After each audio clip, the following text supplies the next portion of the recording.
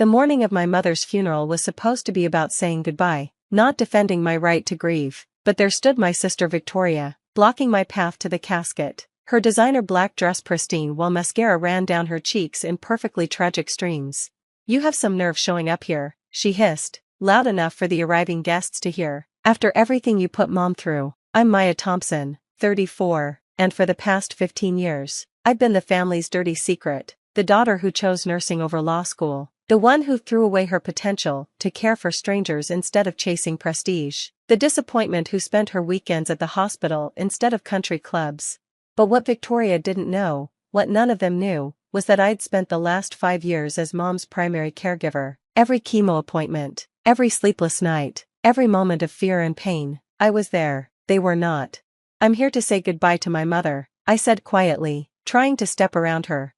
Victoria grabbed my arm, her manicured nails digging in. "Your mother? You're not even her real daughter." The words echoed through the funeral home. Conversation stopped. Our family friends, Mom's colleagues from her years as a judge, everyone turned to stare. There it was, the accusation she'd held over me since we were teenagers, when she'd found my adoption papers while snooping through Mom's files. "Biology doesn't determine family," I replied, keeping my voice steady despite the grief and exhaustion weighing on me. "It determines inheritance," Victoria sneered, "and you're not getting a penny of what Mom left behind. I've already called the lawyers, the house, the investments, the jewelry, it's all going to her real family." Our brother James appeared at her side, forever her loyal shadow. At 38, he still let Victoria make all his decisions. "She's right, Maya, you should leave. This is a family matter. I've been more family to Mom than either of you," I said, my composure finally cracking. "Where were you during her treatments, when she needed help bathing, when she cried from the pain at 3 a.m? We have careers," Victoria spat, "real careers, not emptying bedpans like some." "That's enough." The deep voice came from behind me. Marcus Webb, Mom's estate attorney for the past 20 years, stood in the doorway. His presence commanded immediate attention, silver-haired, impeccably dressed, carrying himself with the authority of someone who'd seen every type of family drama. "Mr. Webb," Victoria immediately shifted to her professional voice, the one she used in court. "I'm glad you're here. We need to discuss the estate immediately. This woman," she gestured at me like I was something distasteful, "is trying to interfere with family matters." Marcus looked at her with barely concealed disdain. "Miss Thompson, I'm aware of who Maya is. I'm also aware that your mother's will reading is scheduled for after the service. I suggest we all focus on paying our respects first." But Victoria wouldn't let it go. She'd inherited Mom's stubbornness but none of her compassion. "There's no point in her staying. She's not a beneficiary. Mom told me herself, everything goes to her biological children." "When did Mom tell you this?" I asked, genuinely curious. "During one of your monthly 5-minute phone calls? Or was it during the Christmas dinner you skipped for your Aspen trip?" James shifted uncomfortably. He'd at least visited Mom twice during her illness, though both times he'd spent more time on his phone than talking to her. "Last year," Victoria said triumphantly. "She said she was leaving everything to James and me, the house, the portfolio, everything, 50-50. Marcus cleared his throat. "I really must insist we wait." "No," Victoria cut him off. "I want this settled now. I want her out." She turned to the funeral director. "This woman is not family. Please escort her out." The funeral director looked helplessly between us. More guests were arriving, creating a bottleneck at the entrance as they tried to process the scene before them. "Victoria," I said softly, "Mom is lying in that casket. Can we please? Don't you dare act like you cared about her." Victoria's voice rose to a near shriek. "You were nothing but a burden, a charity case she took in out of pity. You think playing nurse for a few months erases 20 years of disappointment?" The words hit like physical blows. Every insecurity, every moment of feeling less than, every time I'd wondered if Mom regretted adopting me, Victoria knew exactly where to strike. "A few months?" I laughed bitterly. "Try 5 years. 5 years of doctors, hospitals, home care. Where were you when she had her first stroke? When she couldn't remember your names but still asked for her sweet Maya?" "Lies." James finally spoke up. "Mom was fine until recently. Mom hid her illness from you because you couldn't handle it." I shot back. "She didn't want to burden your important lives." Marcus stepped forward, his patience clearly exhausted, given the circumstances, and with apologies to Helen's memory. "I believe we should proceed with the reading now." He pulled out his phone. "I'm calling my assistant to bring the documents." "Good," Victoria said, satisfaction glowing in her eyes. "Let's make this official. Then she can leave." We moved to the funeral home's small conference room, the tension thick enough to choke on. Victoria and James sat on one side of the table like they were preparing for a business negotiation. I sat alone on the other, Marcus at the head. As we waited for his assistant, Victoria couldn't resist twisting the knife further. You know, Maya, I almost feel sorry for you, spending all those years trying to worm your way into Mom's good graces. But blood is blood. She probably left you some small token, maybe that old nursing textbook she kept, something appropriate for your station. I remained silent, focusing on breathing through the pain. Mom was gone. That was what mattered. Not money, not houses, just the fact that the woman who'd chosen me, raised me, loved me despite everything, was gone. Marcus's assistant arrived, a young woman carrying a leather portfolio. She handed it to Marcus and left quickly, clearly sensing the hostile atmosphere. Before I begin, Marcus said, opening the portfolio, I should note that Helen updated her will 6 months ago. She was of completely sound mind, and the changes were witnessed by myself and 2 other attorneys from my firm. Victoria waved dismissively, just get on with it. Marcus pulled out a document and began reading. I, Helen Marie Thompson, being of sound mind and body, do hereby declare this to be my last will and testament, revoking all previous wills and codicils. He continued through the legal preamble while Victoria drummed her fingers impatiently on the table. To my son, James Robert Thompson, Marcus read, and James sat up straighter. I leave the sum of $50,000 and my collection of first edition books, knowing he will appreciate their value. James blinked. 50,000? But, please allow me to continue, Marcus said firmly. To my daughter, Victoria and Thompson, I leave the sum of $50,000 and my jewelry collection, with the exception of the pieces specifically designated elsewhere in this document. Victoria's face went pale. That's impossible. The house, the investments. Marcus continued reading. The remainder of my estate, including my primary residence at 42 Oak Hill Drive, all investment accounts, my retirement funds, and all other assets not specifically designated above, I leave to my daughter, Maya Grace Thompson. The silence was deafening. There's more, Marcus said. I would like to explain my decision, as I know it will come as a surprise to some. Victoria and James, you are my biological children, and I love you, but love is not just about blood, it's about presence, sacrifice, and choice. Maya came into our family when she was 3 years old, a scared little girl who had already seen too much hardship. I chose her, just as she chose to love me back despite having every reason not to trust another adult. She has been my daughter in every way that matters. While you both built your impressive careers, and I am proud of your accomplishments, Maya chose a different path. She became a nurse, dedicating her life to caring for others. When I was diagnosed with cancer 5 years ago, I hid it from you, Victoria and James, because I knew you would see it as an inconvenience. But Maya knew. She always knew when something was wrong. She spent every free moment caring for me. She moved into the guest room when I could no longer manage alone. She held my hand through treatments, cleaned up when I was sick, and never once complained. She sacrificed promotions, relationships, and her own health to ensure I wasn't alone. Victoria, you visited me 3 times in 5 years. James, you managed 5 visits. You both sent flowers and cards, but you sent them to Maya to give to me because you couldn't even remember my new address after I had to sell the old house to pay for treatments.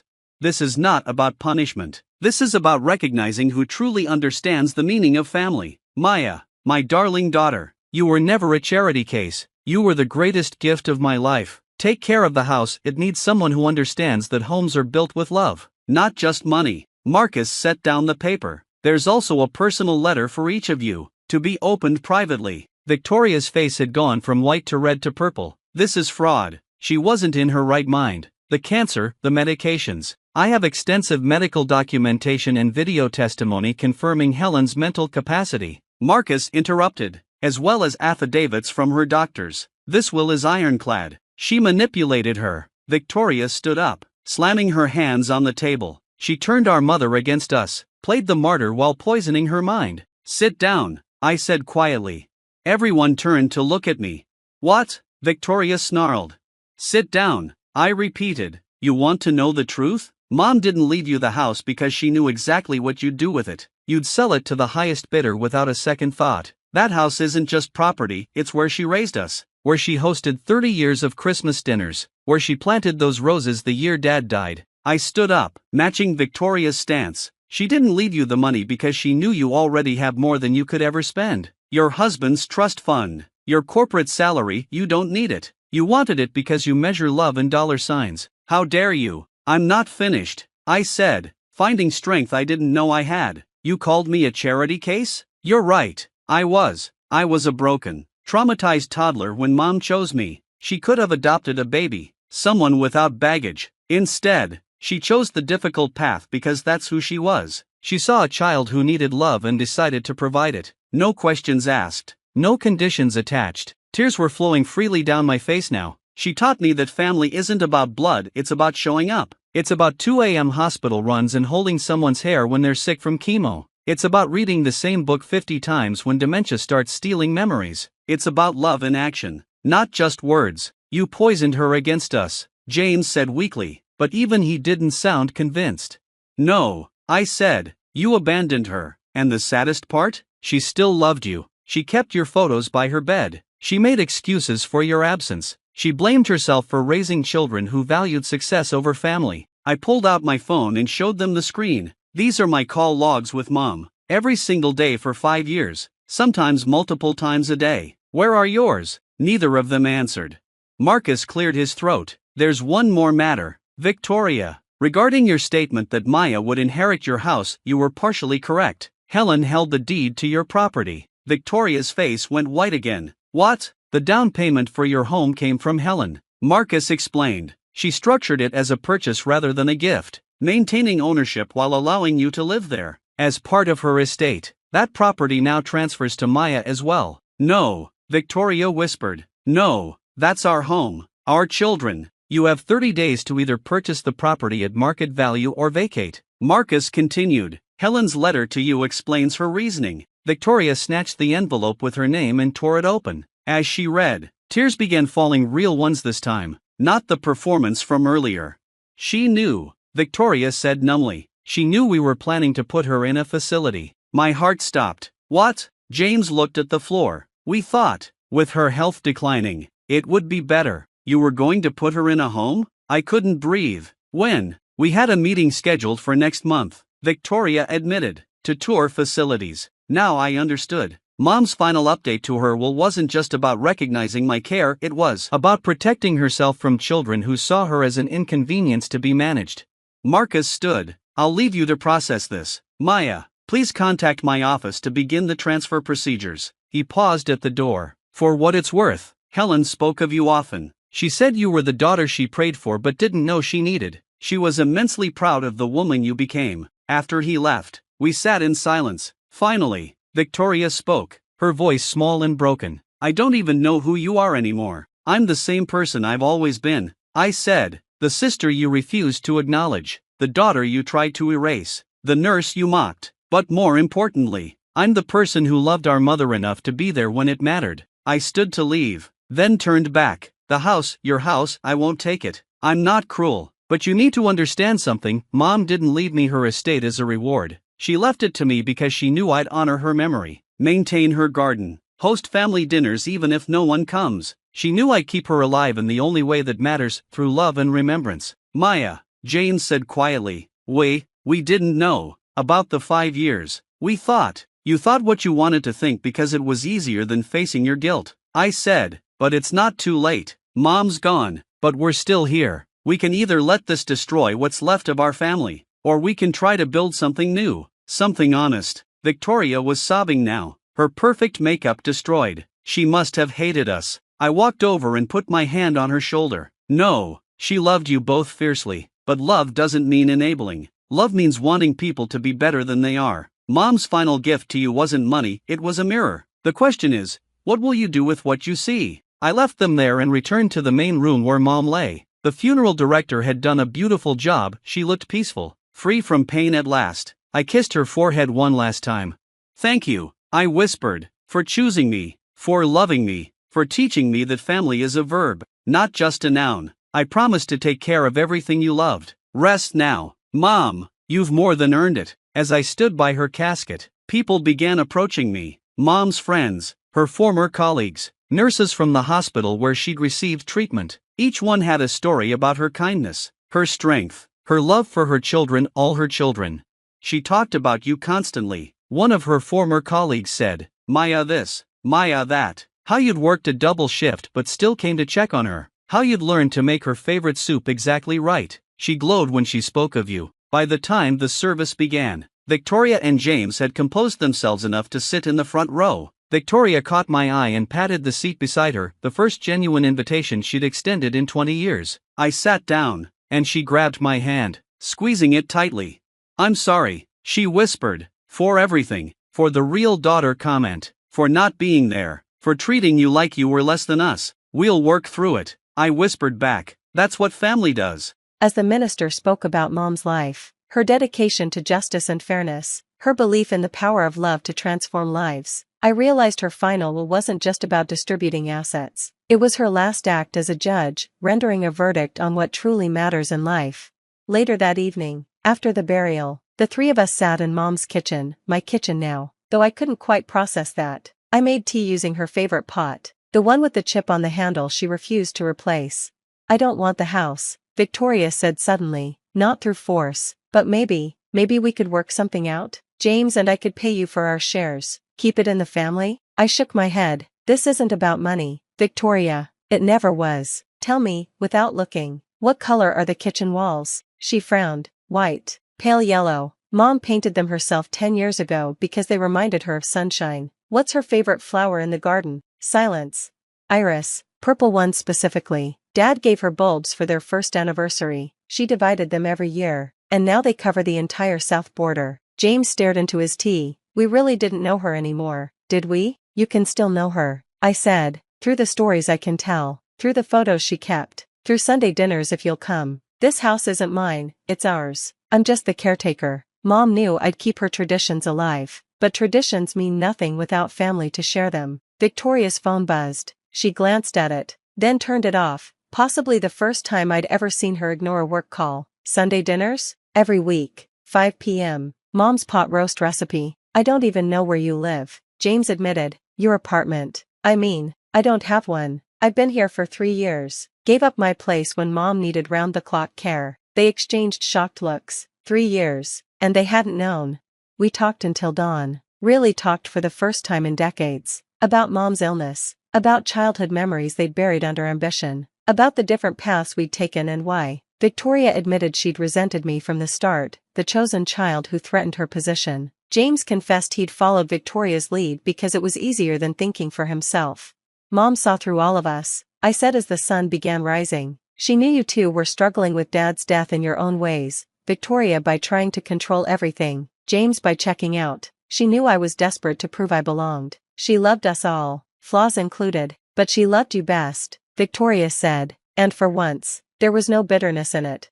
"No," I corrected, "she loved me differently. I was the child who needed her most, so she gave me the most. Not money or advantages, time, attention, presence, the things that actually matter." Over the following weeks, we began the slow process of rebuilding. Victoria and James helped sort through Mom's belongings, discovering pieces of their childhood they'd forgotten. We found letters she'd written but never sent, pouring out her love and disappointment in equal measure. The house deed transfer was completed, but I had Marcus draw up new papers, putting the house in a family trust requiring all 3 of our signatures for any major decisions. It would remain the Thompson family home, shared and protected. Victoria kept her house, of course. I'd never intended to take it, I just needed her to understand how Mom felt, how it feels to have your home, your security, threatened by family who should protect you. 6 months later, our Sunday dinners have become tradition. Victoria brings her children, who are learning to call me Aunt Maya without the quotation marks their mother used to put around it. James comes with his partner, someone he'd been too afraid to introduce to Mom but who I welcomed with open arms. We don't always get along, old wounds take time to heal, but we show up, we try, we honor the woman who taught us that love isn't just a feeling, it's a choice you make every day. On the anniversary of Mom's death, we stood together in her garden, now blooming with those purple irises she loved. Victoria had helped me plant new bulbs, finally learning their significance. James had repaired the garden bench where Mom used to sit and read. "She'd be proud," Victoria said, linking her arm through mine. "She'd be relieved," I corrected. This is all she wanted, her children, together, choosing family over everything else. As we stood there, 3 orphans bound by more than blood, I understood Mom's final lesson. Family isn't about what you're given, it's about what you choose to build. She had chosen me, a broken child, and built something beautiful. Now it was our turn to choose each other and build something even better. The inheritance was never about money or property, it was about inheriting her values, her capacity for love, her belief in redemption. In the end, we all got exactly what we needed, a second chance at being the family she always knew we could be. I found the photo while clearing out Dad's study to make room for the new extension blueprints. It was tucked inside an old architecture magazine from 1992, yellow and creased at the edges. A beautiful woman with Riley's exact smile stared back at me, her arm wrapped around my father's younger self. On the back, written in faded ink, "We both made our choices." My name is Addison, and I'm the architect who designed the extension that would destroy my family. Though honestly, they were pretty good at destroying themselves long before I got involved. "This is perfect, sweetheart," Mom had said 6 months ago, her manicured fingers trailing over my initial sketches. "Your father and I always knew you'd do something special with the house one day. Make it yours." I should have known better. 23 years of being the family disappointment should have taught me something. But there I was, 33 years old, still desperately chasing their approval like a kid running after bubbles. "The south-facing windows will capture the morning light perfectly," I explained, pointing to the renderings. "And see how the new wing connects to the original structure? It's modern but respectful of the home's history." Dad squeezed my shoulder. "That's my girl, always thinking of everything." I remember how warm his pride felt, how real it seemed. "We want you to have your own space," Mom added, reaching for her ever-present glass of Chardonnay. "You've been so adrift since breaking up with Caden. This could be your fresh start." The mention of Caden stung, but I pushed past it. "I'll need to pull some permits, get contractors lined up. The budget? Whatever it takes," Dad interrupted. "We trust you completely."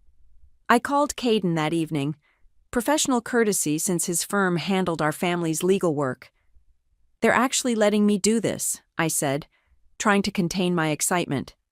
"Add me to the project contracts," he replied, his lawyer voice slipping through. "Just in case." "In case of what?" "They're my parents." "Addison." His tone softened. "Just let me help protect you. Please." I should have heard the worry in his voice. Should have remembered how he'd watched them treat me all those years we dated. But hope is a hell of a drug. The next 6 months were a blur of permits, contractors, and careful calculations. I poured everything into that extension. My savings, my time, my desperate need to finally prove myself worthy of the Warner name. Every beam, every angle, every detail was perfect. Riley dropped by the construction site occasionally, usually when she needed money or attention. "This is gonna be amazing," she'd gush, before launching into another crisis only Mom and Dad could solve. "You're so lucky they're letting you do this," she said once, running her hand along a freshly plastered wall. "I mean, after everything—" "After what?" She just smiled that perfect smile, the one from the photograph I'd found, and changed the subject. The extension rose like a dream from the ground up. 2 stories of glass and steel, anchored by warm wood and stone. A home office that would double as my architecture studio. A private deck overlooking the garden. Space to breathe, to create, to finally be myself. "It's absolutely stunning," Eliana said during her final interior design walkthrough. "But are you sure about this? Living so close to them?" "They're different now," I insisted. "They see me differently." She hugged me tight. "I hope you're right, honey." The night before the thank you party they insisted on throwing, I sat alone in what would be my new living room. Moonlight spilled through those perfect south-facing windows, casting long shadows across the floor I'd chosen. Everything felt possible. I pulled out the photo again, studying the woman's face. She had to be from Dad's architecture days, before he met Mom. Before he gave up designing for managing other people's money. Before Riley became the son their whole world revolved around. "We both made our choices." I tucked the photo away and stood up, surrounded by the space I'd created. My choice was believing in them one last time. Believing that this time, finally, they'd choose me too. I didn't know then that in less than 24 hours, they'd prove exactly how wrong I was, or that their betrayal would set in motion something none of us could stop. But that's getting ahead of the story. First, let me tell you about the party where everything fell apart. The champagne was flowing, the extension was gleaming, and I was actually starting to believe this moment was real. Guests filled every corner of the new space, admiring the architectural details I'd poured my soul into. Even Mom seemed genuinely proud, showing off the custom built-ins to her country club friends. "Speech time," Dad called out, tapping his glass with a silver spoon. The crowd gathered around, and I felt my cheeks flush. This was it. My moment of validation after all these years. Dad cleared his throat. "First, I want to thank everyone for coming to celebrate this beautiful addition to our home. And of course, we must thank our talented architect." He smiled at me, and my heart swelled. My eldest daughter, Addison, who has created something truly spectacular. The guests applauded. I caught Eliana's eye across the room. She was beaming. "But tonight isn't just about celebrating new beginnings," Dad continued. "It's about family, about creating spaces for the next generation to thrive." Something in his tone shifted. I felt it before I understood it. Which is why we're so thrilled to announce that this extension will be the perfect home for Riley and Flynn as they start their life together. The glass nearly slipped from my hand. The room went fuzzy around the edges as applause erupted again. Riley squealed and rushed forward to hug Dad, then Mom. "We couldn't think of a better engagement gift," Mom announced, her voice carrying over the crowd. "Riley and Flynn need the space more than anyone, especially with their plans to start a family soon." I stood frozen as guests congratulated Riley. Flynn appeared beside her, looking as surprised as I felt, but quickly adapting to his good fortune. My extension. My dream. My home. "Addison?" Mom's voice cut through my shock. "Darling, come congratulate your sister." I forced myself forward, muscle memory taking over. Riley threw her arms around me. "Can you believe it?" she whispered. "It's perfect." "Perfect," I echoed, my voice hollow. "Oh, honey," Mom said later, cornering me by the kitchen when she noticed I'd barely spoken for an hour. "Don't be difficult about this. You know it makes more sense for Riley to have the space. You're still so unsettled. Living alone, working those long hours. This way, the extension stays in the family properly." "The family?" I managed. "I am the family. I designed this. I paid for half of it." "Lower your voice," she hissed. "We'll discuss the financial arrangements later." "But really, Addison, this emotional instability is exactly why—" "Everything okay here?" Eliana appeared at my side, her hand steady on my arm. "Fine," Mom said smoothly. "Just explaining some family decisions to Addison. She's having trouble processing change, as usual." I watched her glide away, already calling out to another guest. Eliana squeezed my arm. "What do you need?" "Air," I choked out. We slipped onto the deck, my deck, designed for my morning coffee and evening sketching. Riley's deck now, apparently. "They can't just do this," Eliana said. "The contracts—" "Caden," I interrupted, pulling out my phone. "I need Caden." He answered on the second ring. "What's wrong?" "Remember those clauses you insisted on? The ones I said were unnecessary because they're my parents, and they'd never—" My voice cracked. "They did it, didn't they?" His tone was gentle but unsurprised. "They gave it to Riley. They announced it at the party, in front of everyone. Made me look like the unstable one for thinking—" I couldn't finish. "Listen to me carefully," Caden said. "Don't sign anything. Don't agree to anything. And whatever you do, don't let them access the construction accounts. I'm coming over first thing tomorrow." "Why? What did you do?" "I protected you. Like I should have done years ago." He paused. The bank clause is still active, Addison. You hold all the cards. They just don't know it yet. Inside, I could hear Riley's laugh floating through the windows. Mom's voice carrying on about wedding plans. Dad discussing property values with his golf buddies. Addison, Caden's voice brought me back. Are you ready to finally stand up to them? I thought about the woman in the photograph, about choices made and prices paid, about 2 decades of being the family disappointment. Yes, I said, surprising myself with how steady my voice was. I'm ready. I ended the call and turned to Eliana, who was watching me with concern. You're scary when you're quiet like this, she said. Good, I replied, straightening my shoulders. Because I'm done being the quiet one they can push around. Through the windows, I watched my family celebrate stealing my dream. They had no idea what was coming, but they were about to learn that karma has a very, very long memory. The first domino fell at exactly 9:03 a.m. I know because I was watching the clock, sipping my coffee, when Mom's number flashed on my phone. What did you do? She demanded, her voice shrill. The bank just called about the construction loan. They're saying, I stopped the automatic payments, I said calmly. Since I'm not living in the extension anymore, I don't see why I should keep paying for it. But your father and I co-signed based on your income. They're threatening to call in the entire loan. How unfortunate. I took another sip of coffee. Maybe Riley can cover it. The second domino fell 20 minutes later. The specialty window company I'd contracted called my parents about the outstanding balance on the panoramic windows. The ones Mom had bragged about to all her friends. Miss Warner? The contractor said when I answered his call. Your parents tried to authorize payment, but as per our agreement, only you can release the funds.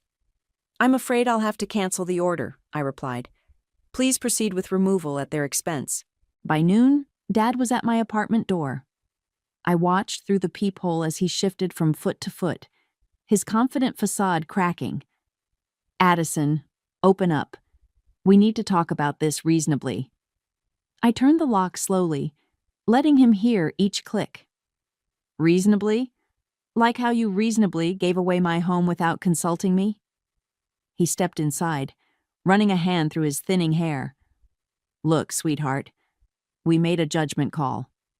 Riley and Flynn need— Need what, Dad? My money? My design? My life? You're being dramatic. We can work something out with the payments. Split them differently. No. The word came out sharp enough to make him flinch. I'm done working things out.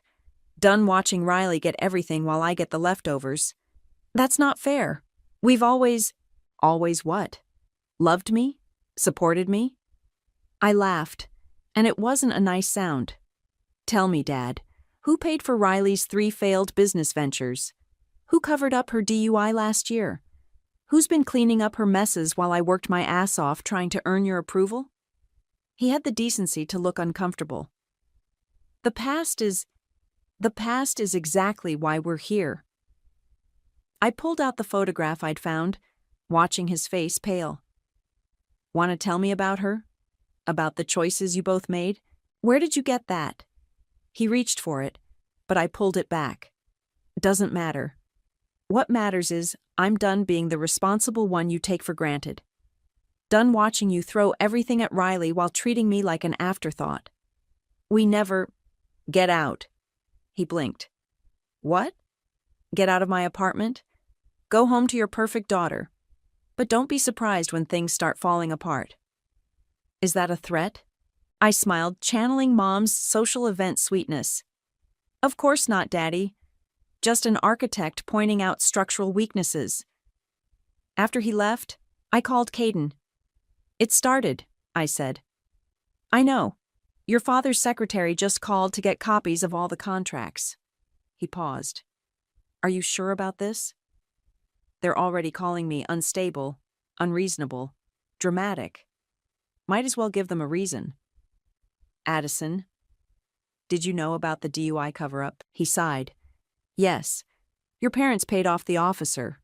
Riley walked away clean, as usual. Not anymore. I opened my laptop, pulling up the carefully organized folders I'd been compiling. Nothing stays buried forever. By evening, the third domino fell. The interior design firm pulled their custom pieces, citing breach of contract.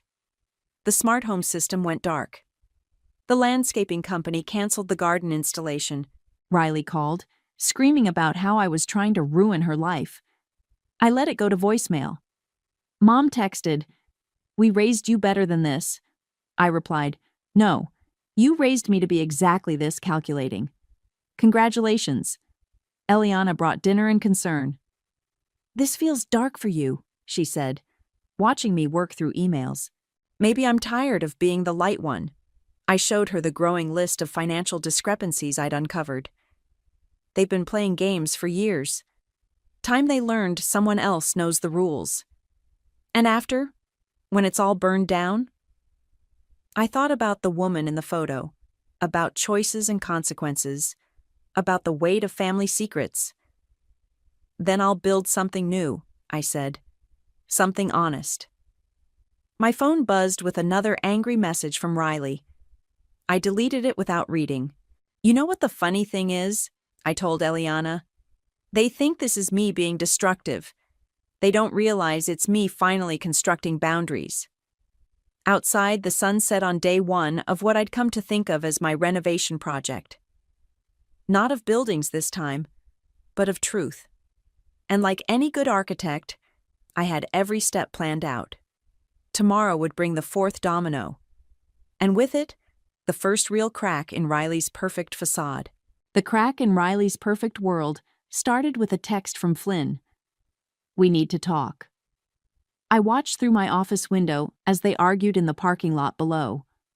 Riley gesturing wildly, Flynn shaking his head. When she tried to grab his arm, he pulled away. "What do you mean you're done?" Riley's voice carried up to where I stood. "You can't just..." "Can't what? Walk away from a lie?" Flynn ran his hands through his hair. "You told me you owned that extension, that it was your investment property we'd build our life on." "I never said..." "Save it. Your sister's lawyer sent over the ownership documents, along with some interesting bank records." He laughed bitterly. "God, I'm such an idiot. 3 years of believing your stories." Riley's voice turned sweet, cajoling. "Baby, please. We can figure this out. Daddy will..." "Your daddy can't fix everything, Riley. Not anymore." I smiled as he drove away, leaving Riley standing alone in the fading sunlight. Right on schedule.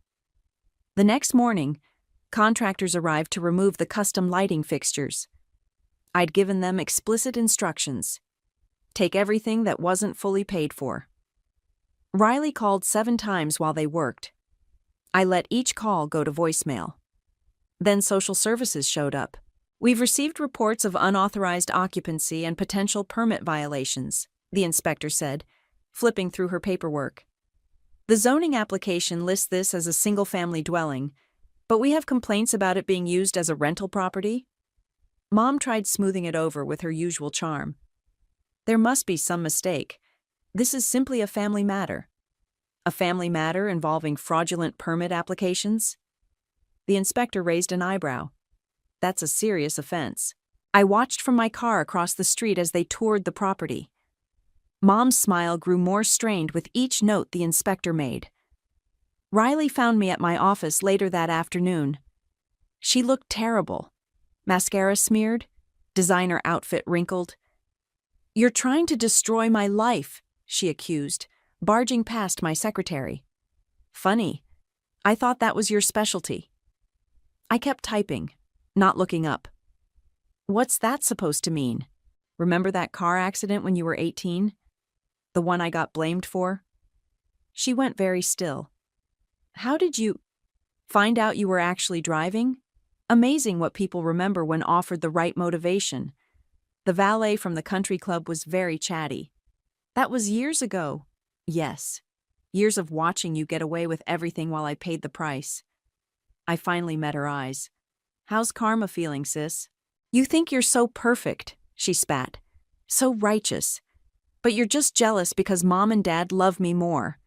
I laughed. Love you?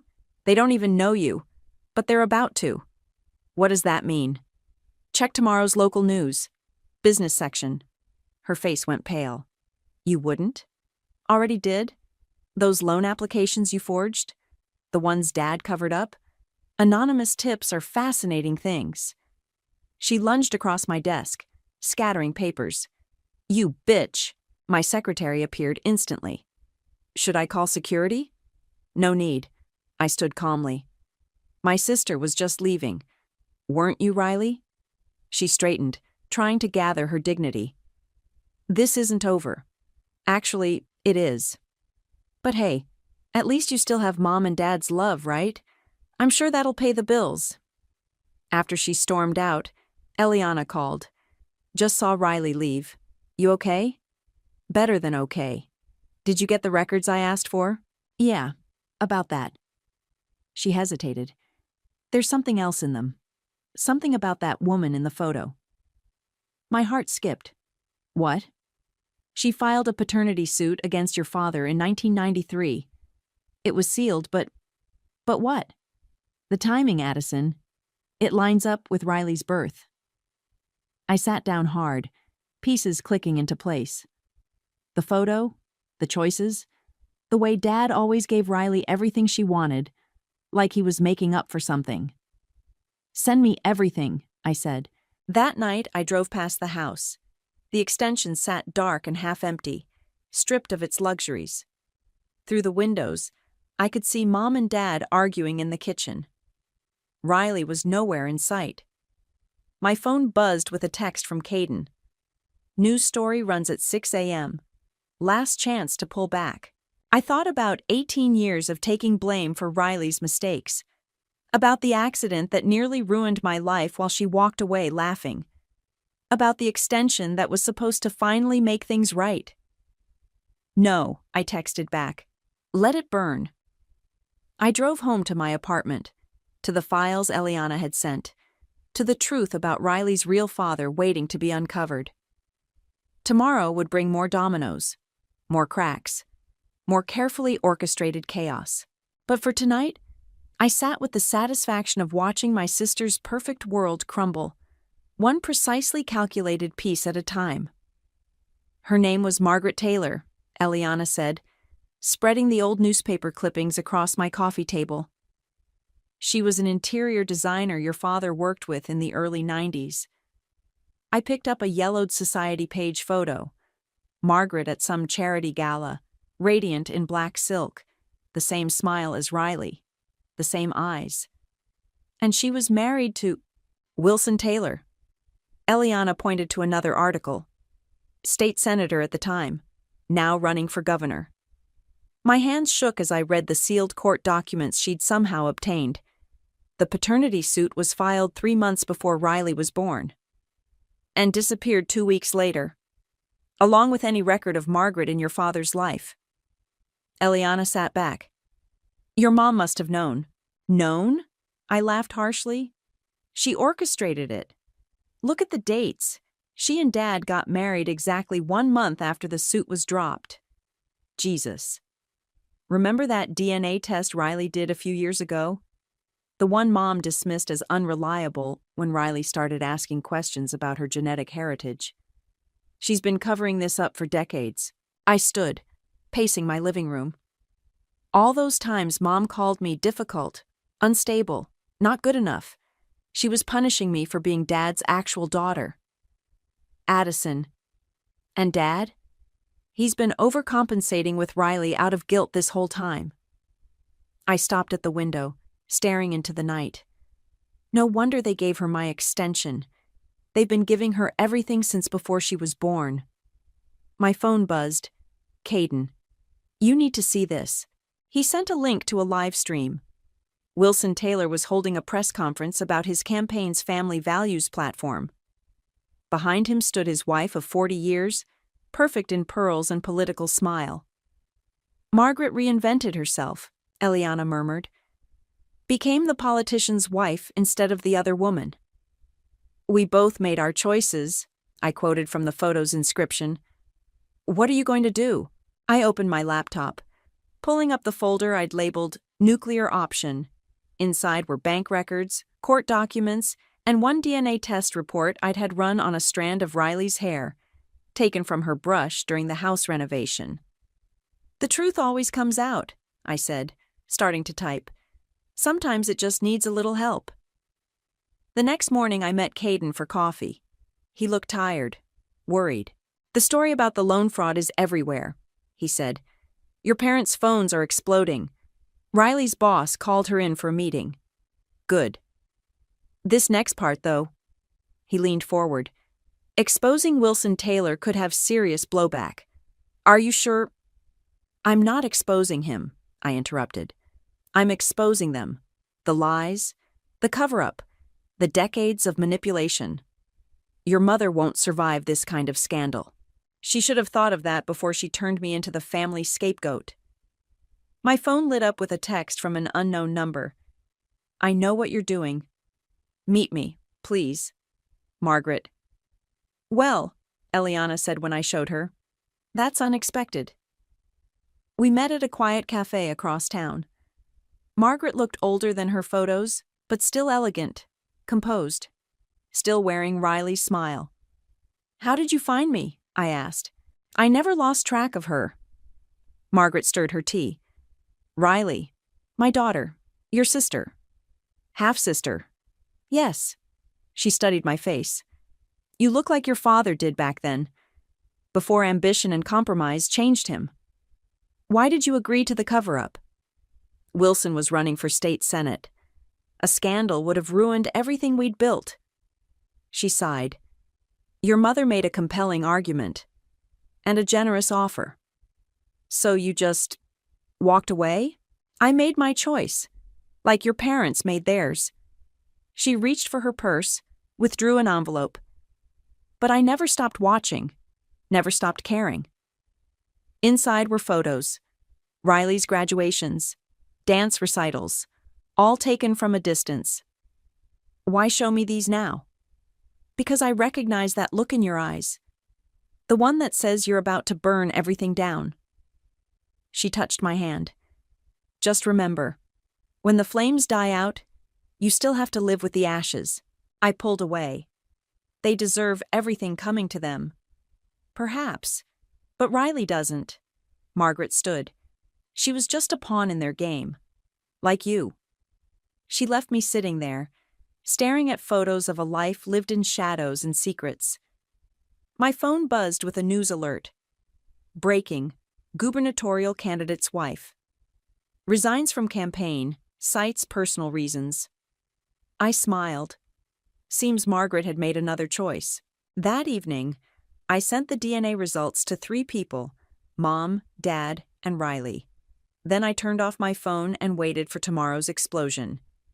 Because Margaret was wrong about one thing. Sometimes you have to burn it all down to finally see the truth in the ashes. Mom's breakdown happened in the middle of her favorite restaurant. I chose the location deliberately. She'd humiliated me in public, so it seemed fitting to return the favor. "How dare you!" She slammed the DNA results on the table, making water glasses jump. "Spreading lies about our family." "Lies?" I took a calm sip of wine. "That's rich coming from you, Mom. Or should I call you Madam Fixer? How much did it cost to buy Margaret's silence?" Her perfectly maintained facade cracked. "You have no idea what I sacrificed." "What you sacrificed?" I leaned forward. "I spent my entire life being punished for being Dad's real daughter, while you pampered your living, breathing reminder of his affair." "I gave that girl everything," she hissed. "Everything. To keep her close, to maintain control of the situation. Do you know what a scandal would have done to us?" "To us. Or to your precious social standing. Your father needed this. His career, his reputation." "Stop." I held up my hand. "Just stop. For once in your life, tell the truth." She deflated suddenly, aging years before my eyes. Wilson Taylor was going to take her. Margaret was going to tell everyone. I couldn't let that happen. So you bought them off, forced Dad to raise Riley as his own. And look how well it worked. She laughed hysterically, drawing stares. Perfect Riley. Golden child. Living proof that money can buy anything, even family. Mom. But you. Her eyes narrowed. You were always there, watching, judging. Looking so much like your father it hurt, reminding me every day that I wasn't enough for him. That's not my fault. No? She grabbed her purse, standing unsteadily. Then whose fault is it that you're destroying everything I built? Everything I sacrificed for? You destroyed it yourself. With every lie, every manipulation, every time you made me feel worthless to protect your precious image. She slapped me. The sound echoed through the hushed restaurant. Mrs. Warner. A waiter rushed over. I'm going to have to ask you to leave. I touched my stinging cheek as she was escorted out, head held high even in disgrace. My phone buzzed. Eliana. Riley's at the house, she said without preamble. She's not taking it well. I drove there faster than I should have. Smoke was visible from 2 blocks away. Riley stood in the extension's main room, surrounded by broken glass and overturned furniture. In her hand was a burning piece of fabric, the custom curtains I'd designed. Going to stop me? She asked, voice eerily calm. No. I pulled out my phone, started recording. But I am going to document your mental breakdown. For insurance purposes, of course. Insurance? She laughed. You think that matters now? Nothing matters. My whole life is a lie. She dropped the burning curtain onto the hardwood floors I'd selected so carefully. My father isn't my father. My mother isn't even my mother. She's just the woman who bought me. Riley grabbed a vase, hurled it at the wall. And you knew. You let me find out through a fucking DNA report. Like you let me take the blame for that car accident? Or how about when you told Mom I was unstable after Caden and I broke up, right before you tried to date him? That's different. No, it's not. I kept filming as she paced, unraveling. It's all the same pattern. You take, you lie, you destroy, and everyone else cleans up your mess. Shut up. She grabbed another curtain, lit it with her cigarette lighter. Riley, stop. Or what? You'll tell Mommy and Daddy? Newsflash, sis. They're not answering their phones anymore. No one is. The smoke alarm started shrieking. Through the windows, I could see neighbors pointing. Someone on their phone probably calling 911. You want to burn it down? I asked quietly. Go ahead.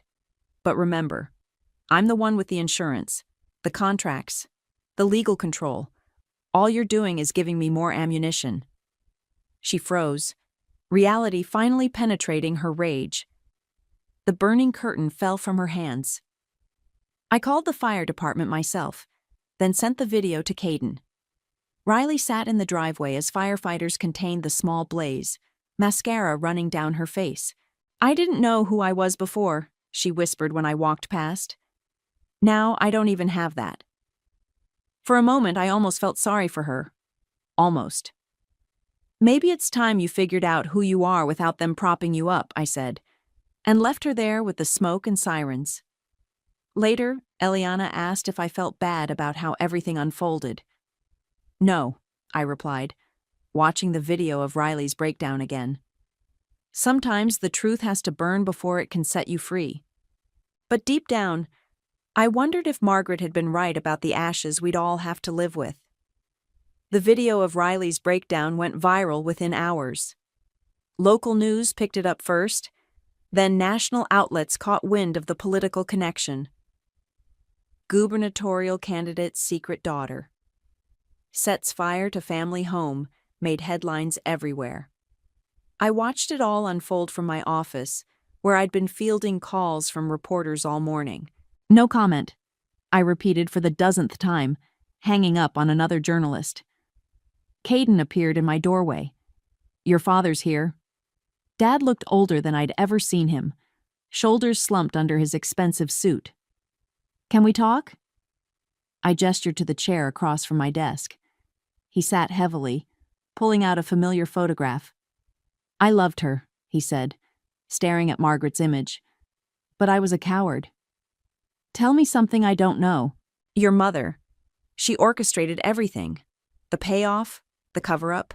Said it would destroy all our lives if the truth came out. He rubbed his face. I let her convince me it was better this way.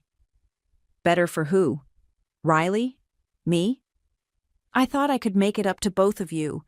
Give Riley everything to compensate for denying her real father. Give you... nothing, I supplied. Criticism? Constant disappointment? I couldn't look at you without feeling guilty, he admitted. You were so much like me, the real me, before I sold out. Every time you stood your ground, fought for what you believed in, it reminded me of everything I gave up. So you punished me for having the spine you lost? He flinched. I deserve that. You deserve worse. I pulled up the latest news coverage on my computer, turned it toward him. Look what your lies did to Riley. To all of us. The screen showed Riley being escorted from her office, box of belongings in hand. Another clip played of Mom rushing into their house, hiding from cameras. Wilson Taylor's withdrawing from the governor's race, Dad said quietly. Margaret's gone public with everything. Good. The bank's foreclosing on the house. Your mother's had to resign from all her charity boards. He met my eyes. Is this what you wanted? Total destruction? No, I replied. I wanted the truth. The destruction? That's just karma finally catching up. And what about Riley? What about her? She's your sister. Half-sister. He corrected when I started to object.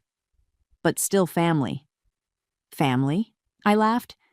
You all made it very clear I was never really family. Just the architect of your perfect facade. My phone buzzed. Eliana sending a news alert.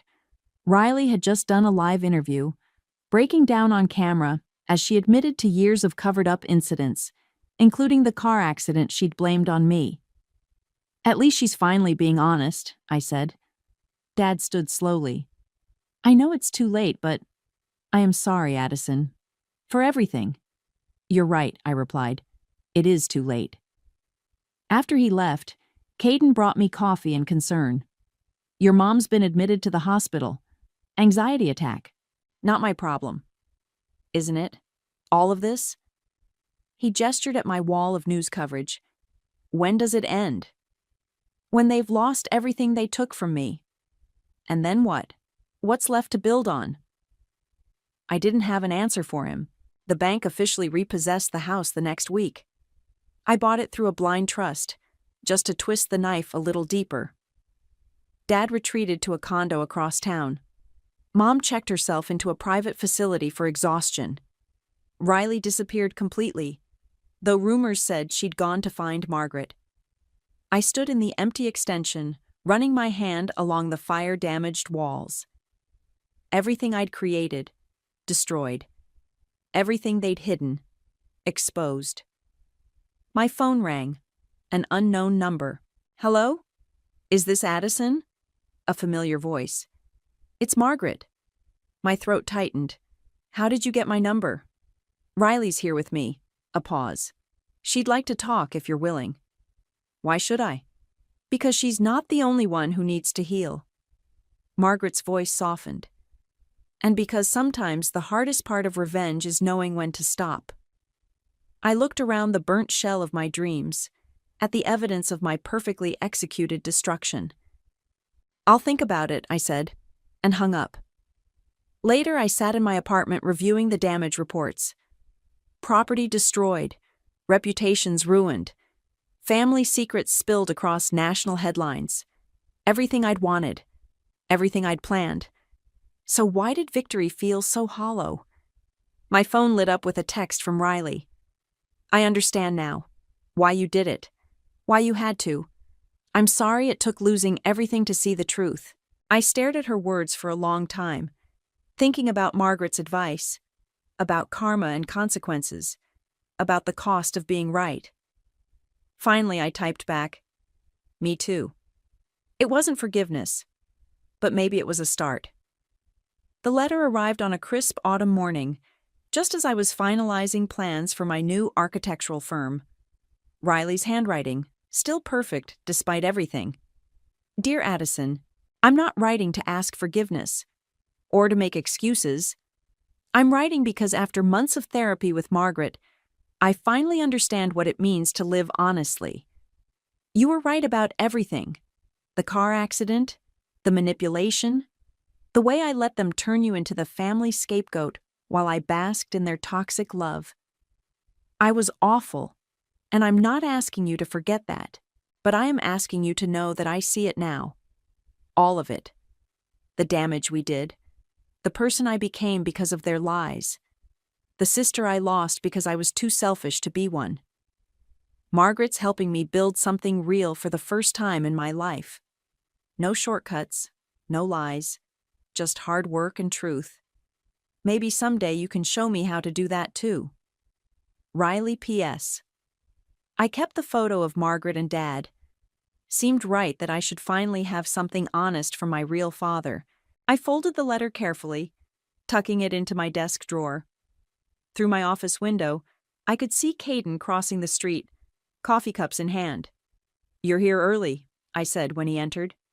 "Big day." He set a cup in front of me. "The contractor needs final approval on the community center designs."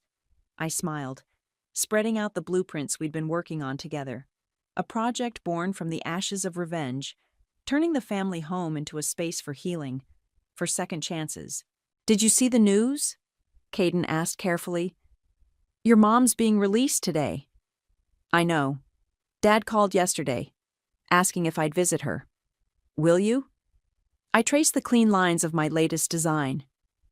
I told him I'd think about it, but I'm not ready for their version of family anymore. "And what version are you ready for?" Before I could answer, Eliana burst in. "Sorry I'm late, but wait until you see these interior concepts for the center's therapy rooms." She spread her sketches across my blueprints, and suddenly I was surrounded by the people who'd stood by me through everything. No conditions, no manipulation, just support. "This is the version I'm ready for," I told Caden, watching him smile. My phone buzzed with a text from Margaret. "Riley's first design project got approved. Thought you'd want to know." I stared at the message, remembering the girl who'd once taken everything from me, who was now building something of her own, the hard way. "You okay?" Eliana asked. "Yeah." I picked up my coffee. "Just thinking about how karma works both ways. Sometimes it destroys. Sometimes it rebuilds." Speaking of rebuilding, Caden pulled out a folder. "The Community Center Board loved your idea about the mentorship program for young architects." "They should," Eliana chimed in. "It's brilliant. Taking something broken and turning it into something that helps others heal. That's pure you, Addison." My phone buzzed again. Riley. "Starting my first solo project next week. Scared, but doing it anyway. Learned that from you."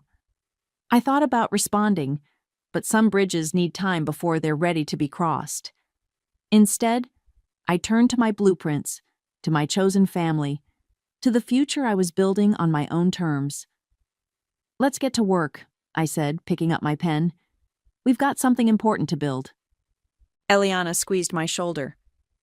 Caden's hand found mine under the table. Outside, autumn sunlight streamed through my office windows, illuminating the fresh pages before me.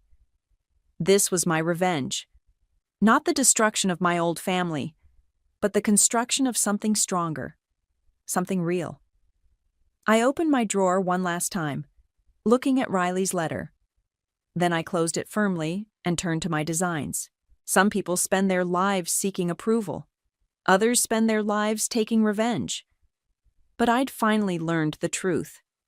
The real power comes from building something that needs no approval but your own. "Ready?" Caden asked, watching me sketch the first line of our new project.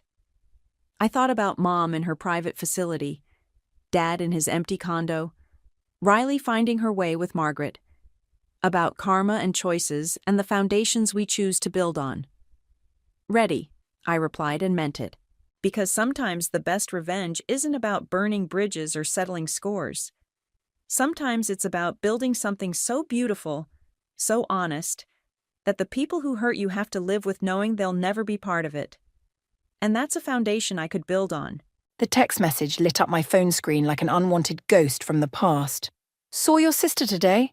She's not doing well. Thought you should know. I stared at those words from Logan, someone I hadn't spoken to in years, and felt my carefully constructed world wobble on its axis. My name is Mara, and my twin sister Soleil hasn't been part of my life for the past 3 years. Not since she destroyed everything I held dear with a few carefully crafted lies. Earth to Mara! Luna waved her hand in front of my face, nearly knocking over her coffee cup. We were sitting in our usual spot at Cornerstone Cafe, where we met every Thursday to discuss freelance projects. You look like you've seen a ghost. Something like that, I muttered, sliding my phone across the table. Luna's eyes widened as she read the message. Oh shit. Are you going to respond? Delete and block, like always. I took a sip of my now lukewarm latte, trying to ignore the tremor in my hands. I've got enough on my plate with the Morrison website launch next week. You can't avoid her forever, you know. She's still your twin. Watch me. I pulled up my laptop, determined to focus on work, but the memories crashed through anyway. The last family dinner, the accusations, my mother's tears, my father's disappointment. Remember what happened last time? I asked, my fingers hovering motionless over the keyboard. When she told everyone I'd stolen money from Dad's business to fund my drug habit, the same week she miraculously saved the company from an accounting error she'd discovered. Luna reached across the table and squeezed my hand. That was awful. But you've built a new life now. A successful one. Yeah, and I'd like to keep it that way. My phone buzzed again. Another message from Logan. She's asking about you. Fuck this, I muttered, shoving back from the table. I need some air. Outside, the autumn wind whipped my hair around my face as I paced the sidewalk. A familiar voice called out, stopping me in my tracks. Mara, is that really you? I turned to see Stefan jogging across the street, his usual messenger bag bouncing against his hip. He'd been my rock during the fallout with my family, the only one who'd known me well enough to see through Soleil's lies. Hey, I managed, trying to force a smile. Bad timing? I know that look, he said, studying my face. What's she done now? I showed him the messages. His jaw tightened as he read them. Logan reached out to you? That's interesting, Stefan mused, considering his history with Soleil's investment scheme. What investment scheme? You haven't heard? It's all over the local business circles. Soleil convinced several people to invest in some sort of startup. It went south fast. Logan lost quite a bit of money. A laugh bubbled up from my chest, surprising us both. Karma's a bitch, isn't it? Mara? Stefan's voice held a warning note. Don't worry, I'm not going to do anything stupid. I leaned against the brick wall of the cafe, closing my eyes. But you have to admit, it's a little satisfying. Your mom called me last week, Stefan said quietly. Asked how you were doing. My eyes snapped open. What did you tell her? The truth. That you're doing great. That your design business is taking off. That you're stronger than ever. She could have asked me herself. Maybe she's afraid you won't answer. Maybe she should have believed me 3 years ago instead of her perfect daughter. The bitterness in my voice surprised even me. Luna appeared in the doorway of the cafe, holding my laptop bag. Your 2 o'clock client is calling. Right. I straightened up, pulling my professional mask back into place. Thanks for the heads up about Soleil, Stefan. But I've got work to do. Just be careful, okay? Stefan caught my arm as I turned to leave. Whatever's happening with her, it might affect you too. Not anymore, I said firmly. But as I walked back into the cafe, Logan's words echoed in my mind. She's not doing well. She's asking about you. For the first time in 3 years, I saved the messages instead of deleting them. Something told me this wasn't over.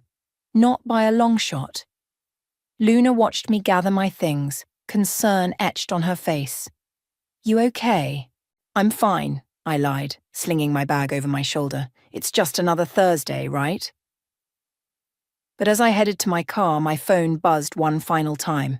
A new message, this one from an unknown number. Mara, please. I need your help. S. I stood there, key in hand, while my past and present collided in 12 simple words. And despite everything inside me screaming to ignore it, I knew my carefully constructed piece was about to shatter. She lost everything.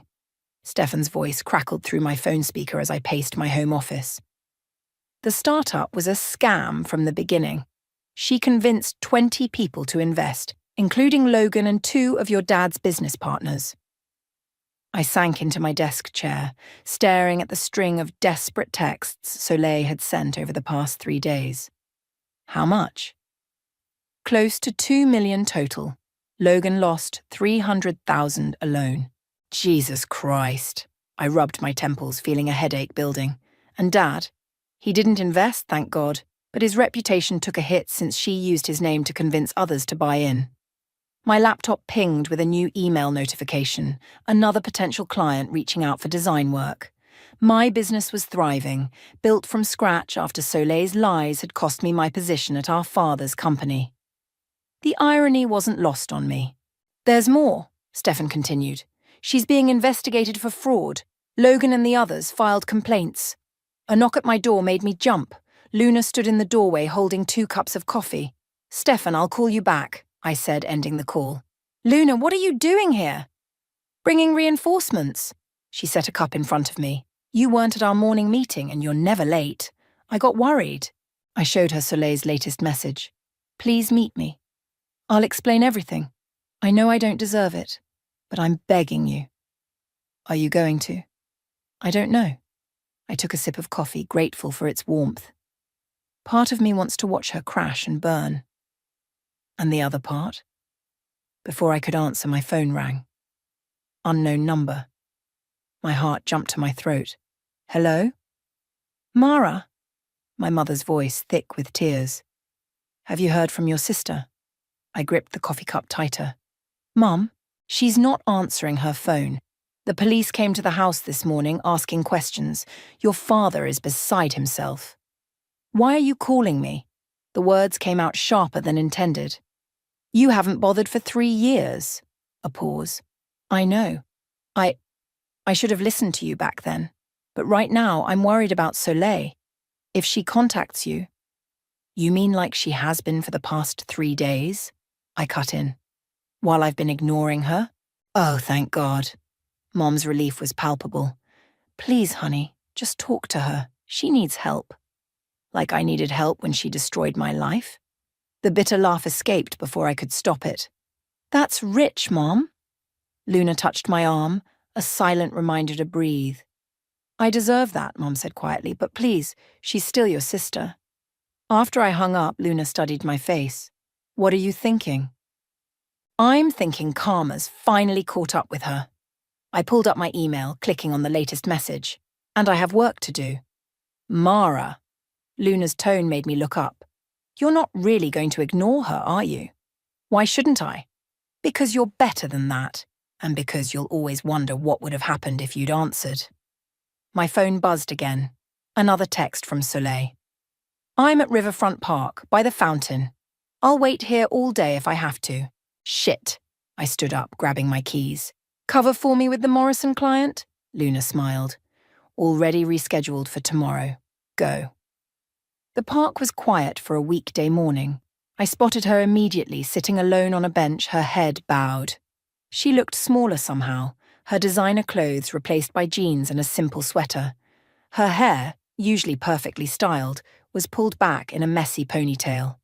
She looked up as I approached, her face, my face, streaked with tears. You came. I'm here, I said coldly, remaining standing. Talk. I screwed up. Really screwed up. Her voice cracked. They're going to arrest me, Mara. I need... My help? I crossed my arms. Like you helped me 3 years ago? I know I don't deserve it, but you're the only one who might understand, the only one who knows what it's like to lose everything. Because you made sure I lost it all. The words tasted like ash in my mouth.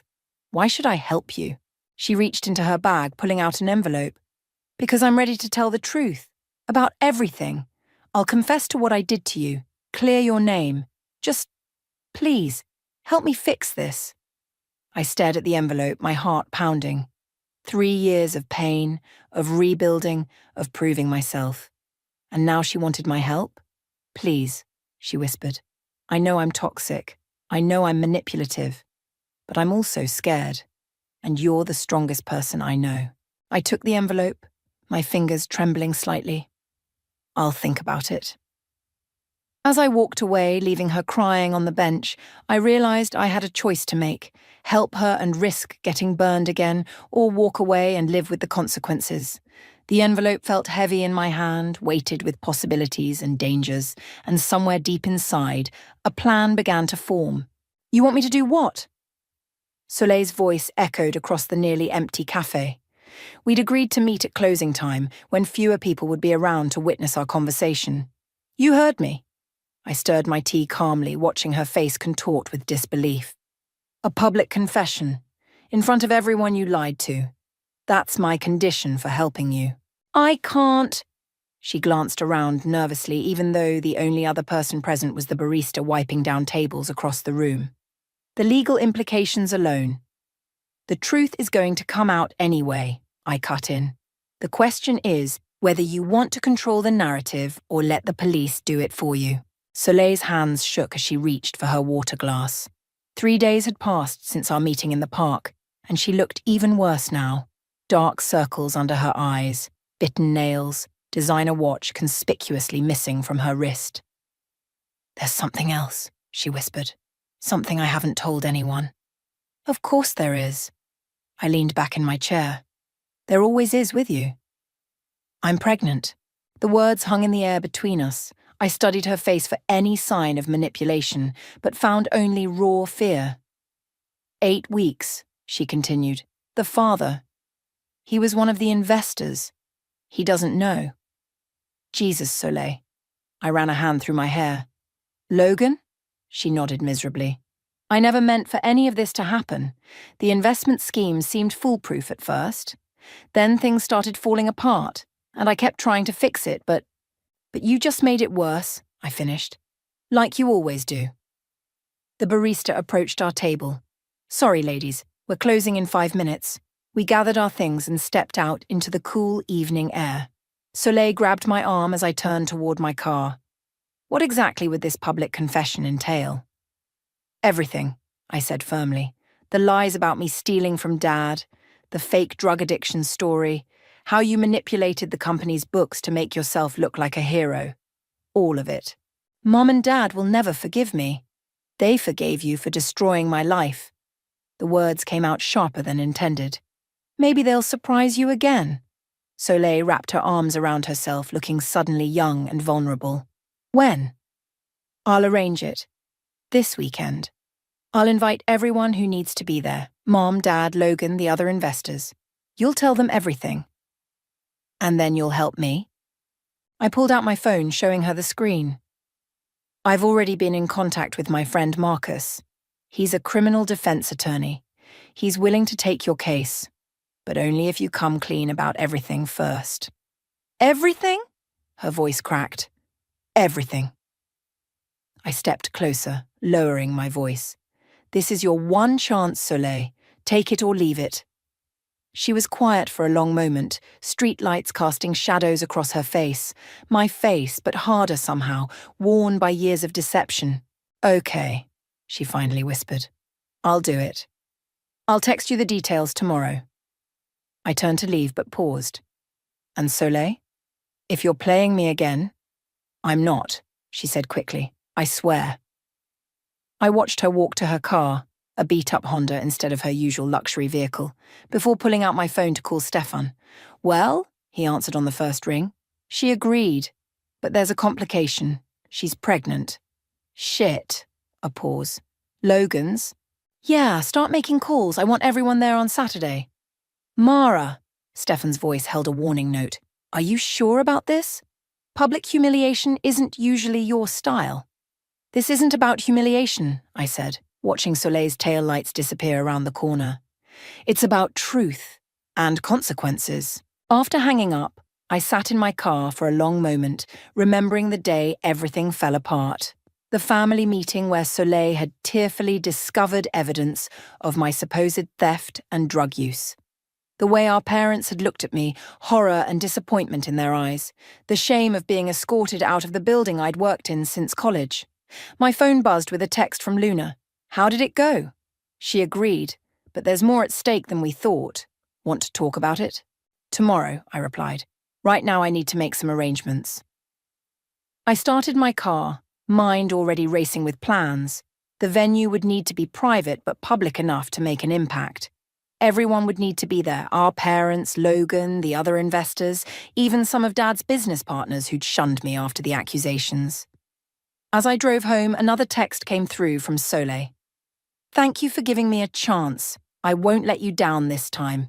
I didn't respond. After all, actions speak louder than words. A lesson Soleil was about to learn the hard way. The private room at Bellamy's? Luna raised an eyebrow as she helped me arrange chairs in the upscale restaurant. Isn't this a bit dramatic? It's perfect. I adjusted a place card on one of the tables. Private enough for discretion, public enough that she can't back out. Stefan entered, carrying a small audio recorder. Everyone's confirmed. Logan was interesting to convince. What do you mean? He seemed nervous, like he's hiding something. Stefan set the recorder on the main table. Are you sure this is just about the investment scheme? Before I could respond, my phone buzzed. A text from Soleil. Can we meet before everyone arrives? Please. She's early, I muttered, showing them the message. Luna squeezed my arm. Want us to stay? No. I need to handle this alone. I straightened my blazer. But stick close? They nodded, heading toward the bar area as I texted Soleil back. 5 minutes later, she slipped into the room, looking pale in a simple black dress. There's something you need to know, she said without preamble, about Logan. If you're having second thoughts, he knew. She sank into a chair. About the investment scheme. He knew it was fraudulent from the beginning. I felt the blood drain from my face. What? He helped me set it up. The whole thing was his idea. Her hands twisted in her lap. He only turned on me when it started falling apart. And the baby? Was a mistake. A drunk night after everything went wrong. She laughed bitterly. He told me to take care of it or he'd make sure I took all the blame. I sat down heavily. Why are you telling me this now? Because... She met my eyes. I'm ready to tell the whole truth. Not just about what I did to you, but about everything. Logan included. The door opened and Stefan poked his head in. People are starting to arrive. I nodded, mind racing. Give us a minute. Once he left, I turned back to Soleil. If you're lying to me again, I'm not. She pulled out her phone, showing me a series of text messages between her and Logan. I have proof of everything. I read through the messages, my hands shaking. They detailed the entire scheme from inception to collapse. Logan's role was clear and damning. Why didn't you show me this before? Because I was ashamed. Tears spilled down her cheeks. Not just of the scheme, but of everything. What I did to you. It was unforgivable. And it started long before Logan. I was so jealous of you, Mara. You were always the strong one, the talented one. I thought if I could just tear you down. The door opened again. Our parents entered, followed by Logan and several other investors. The room suddenly felt too small. Showtime, I whispered, standing up. Logan's eyes darted between Soleil and me, his confident facade cracking slightly when he saw her phone in my hand. Thank you all for coming, I began, my voice steady despite my racing heart. We're here because Soleil has something to share with everyone.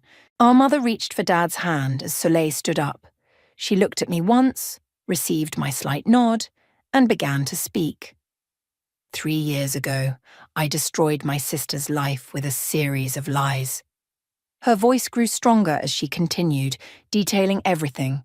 The false accusations, the manipulated evidence, the years of jealousy that led to it. Our mother's soft crying filled the pauses. Dad's face grew darker with each revelation, but when Soleil reached the part about the investment scheme, Logan suddenly stood up. "That's enough," he snapped. "You don't know what you're saying." "Show them," I said quietly to Soleil. She projected the text messages onto the wall using a small portable projector from her purse. Logan's face went white as his own words appeared for all to see. "You set this up?" One of the investors stood, pointing at Logan. "You orchestrated the whole thing?" The room erupted into chaos. Logan tried to leave, but Stefan blocked the door. Our father was on his feet, shouting. Investors were calling their lawyers. Through it all, Soleil kept talking, her voice clear and unwavering as she laid bare every lie, every manipulation, every scheme, including her own role in all of it. I watched it unfold, feeling strangely hollow. This was what I wanted, the truth exposed, justice served.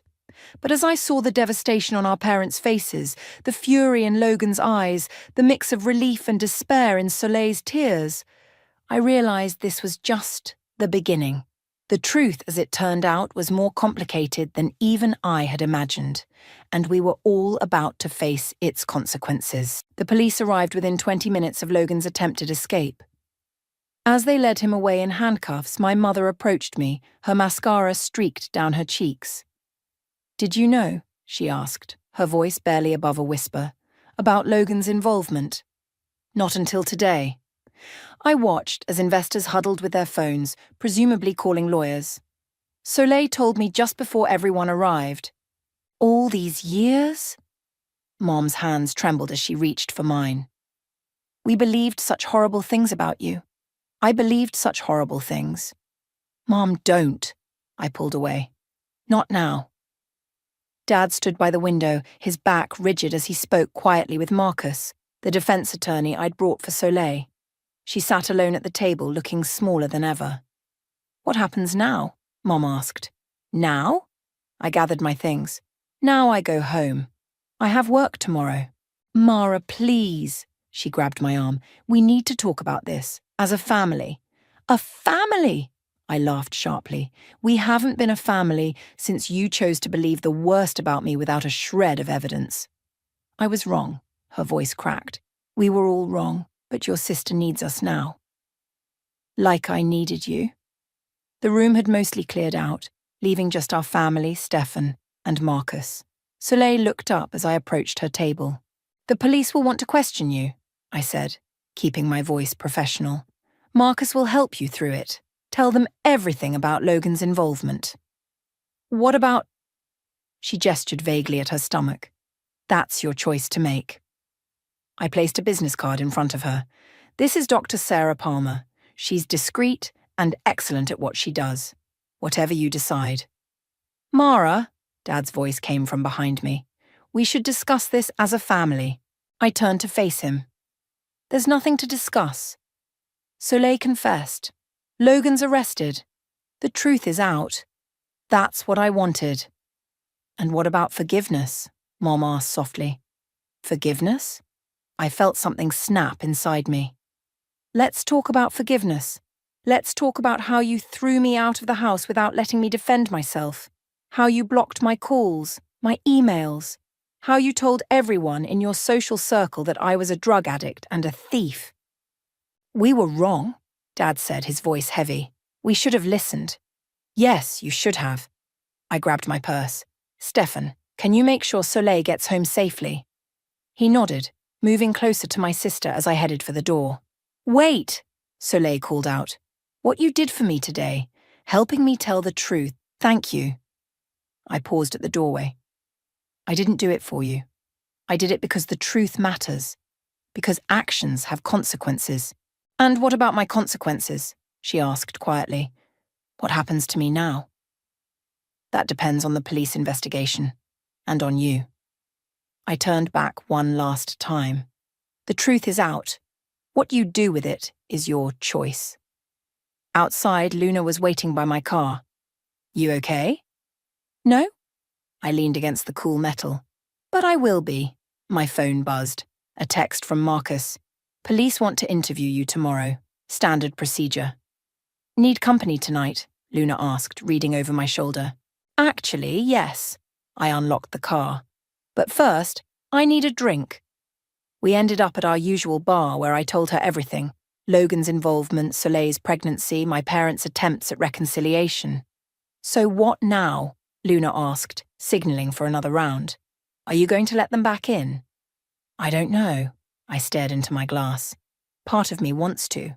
Part of me is screaming to run. Maybe there's a middle ground? Before I could respond, my phone lit up with a text from Soleil. The police are releasing me for now. Logan's being held. They found evidence of other schemes on his computer.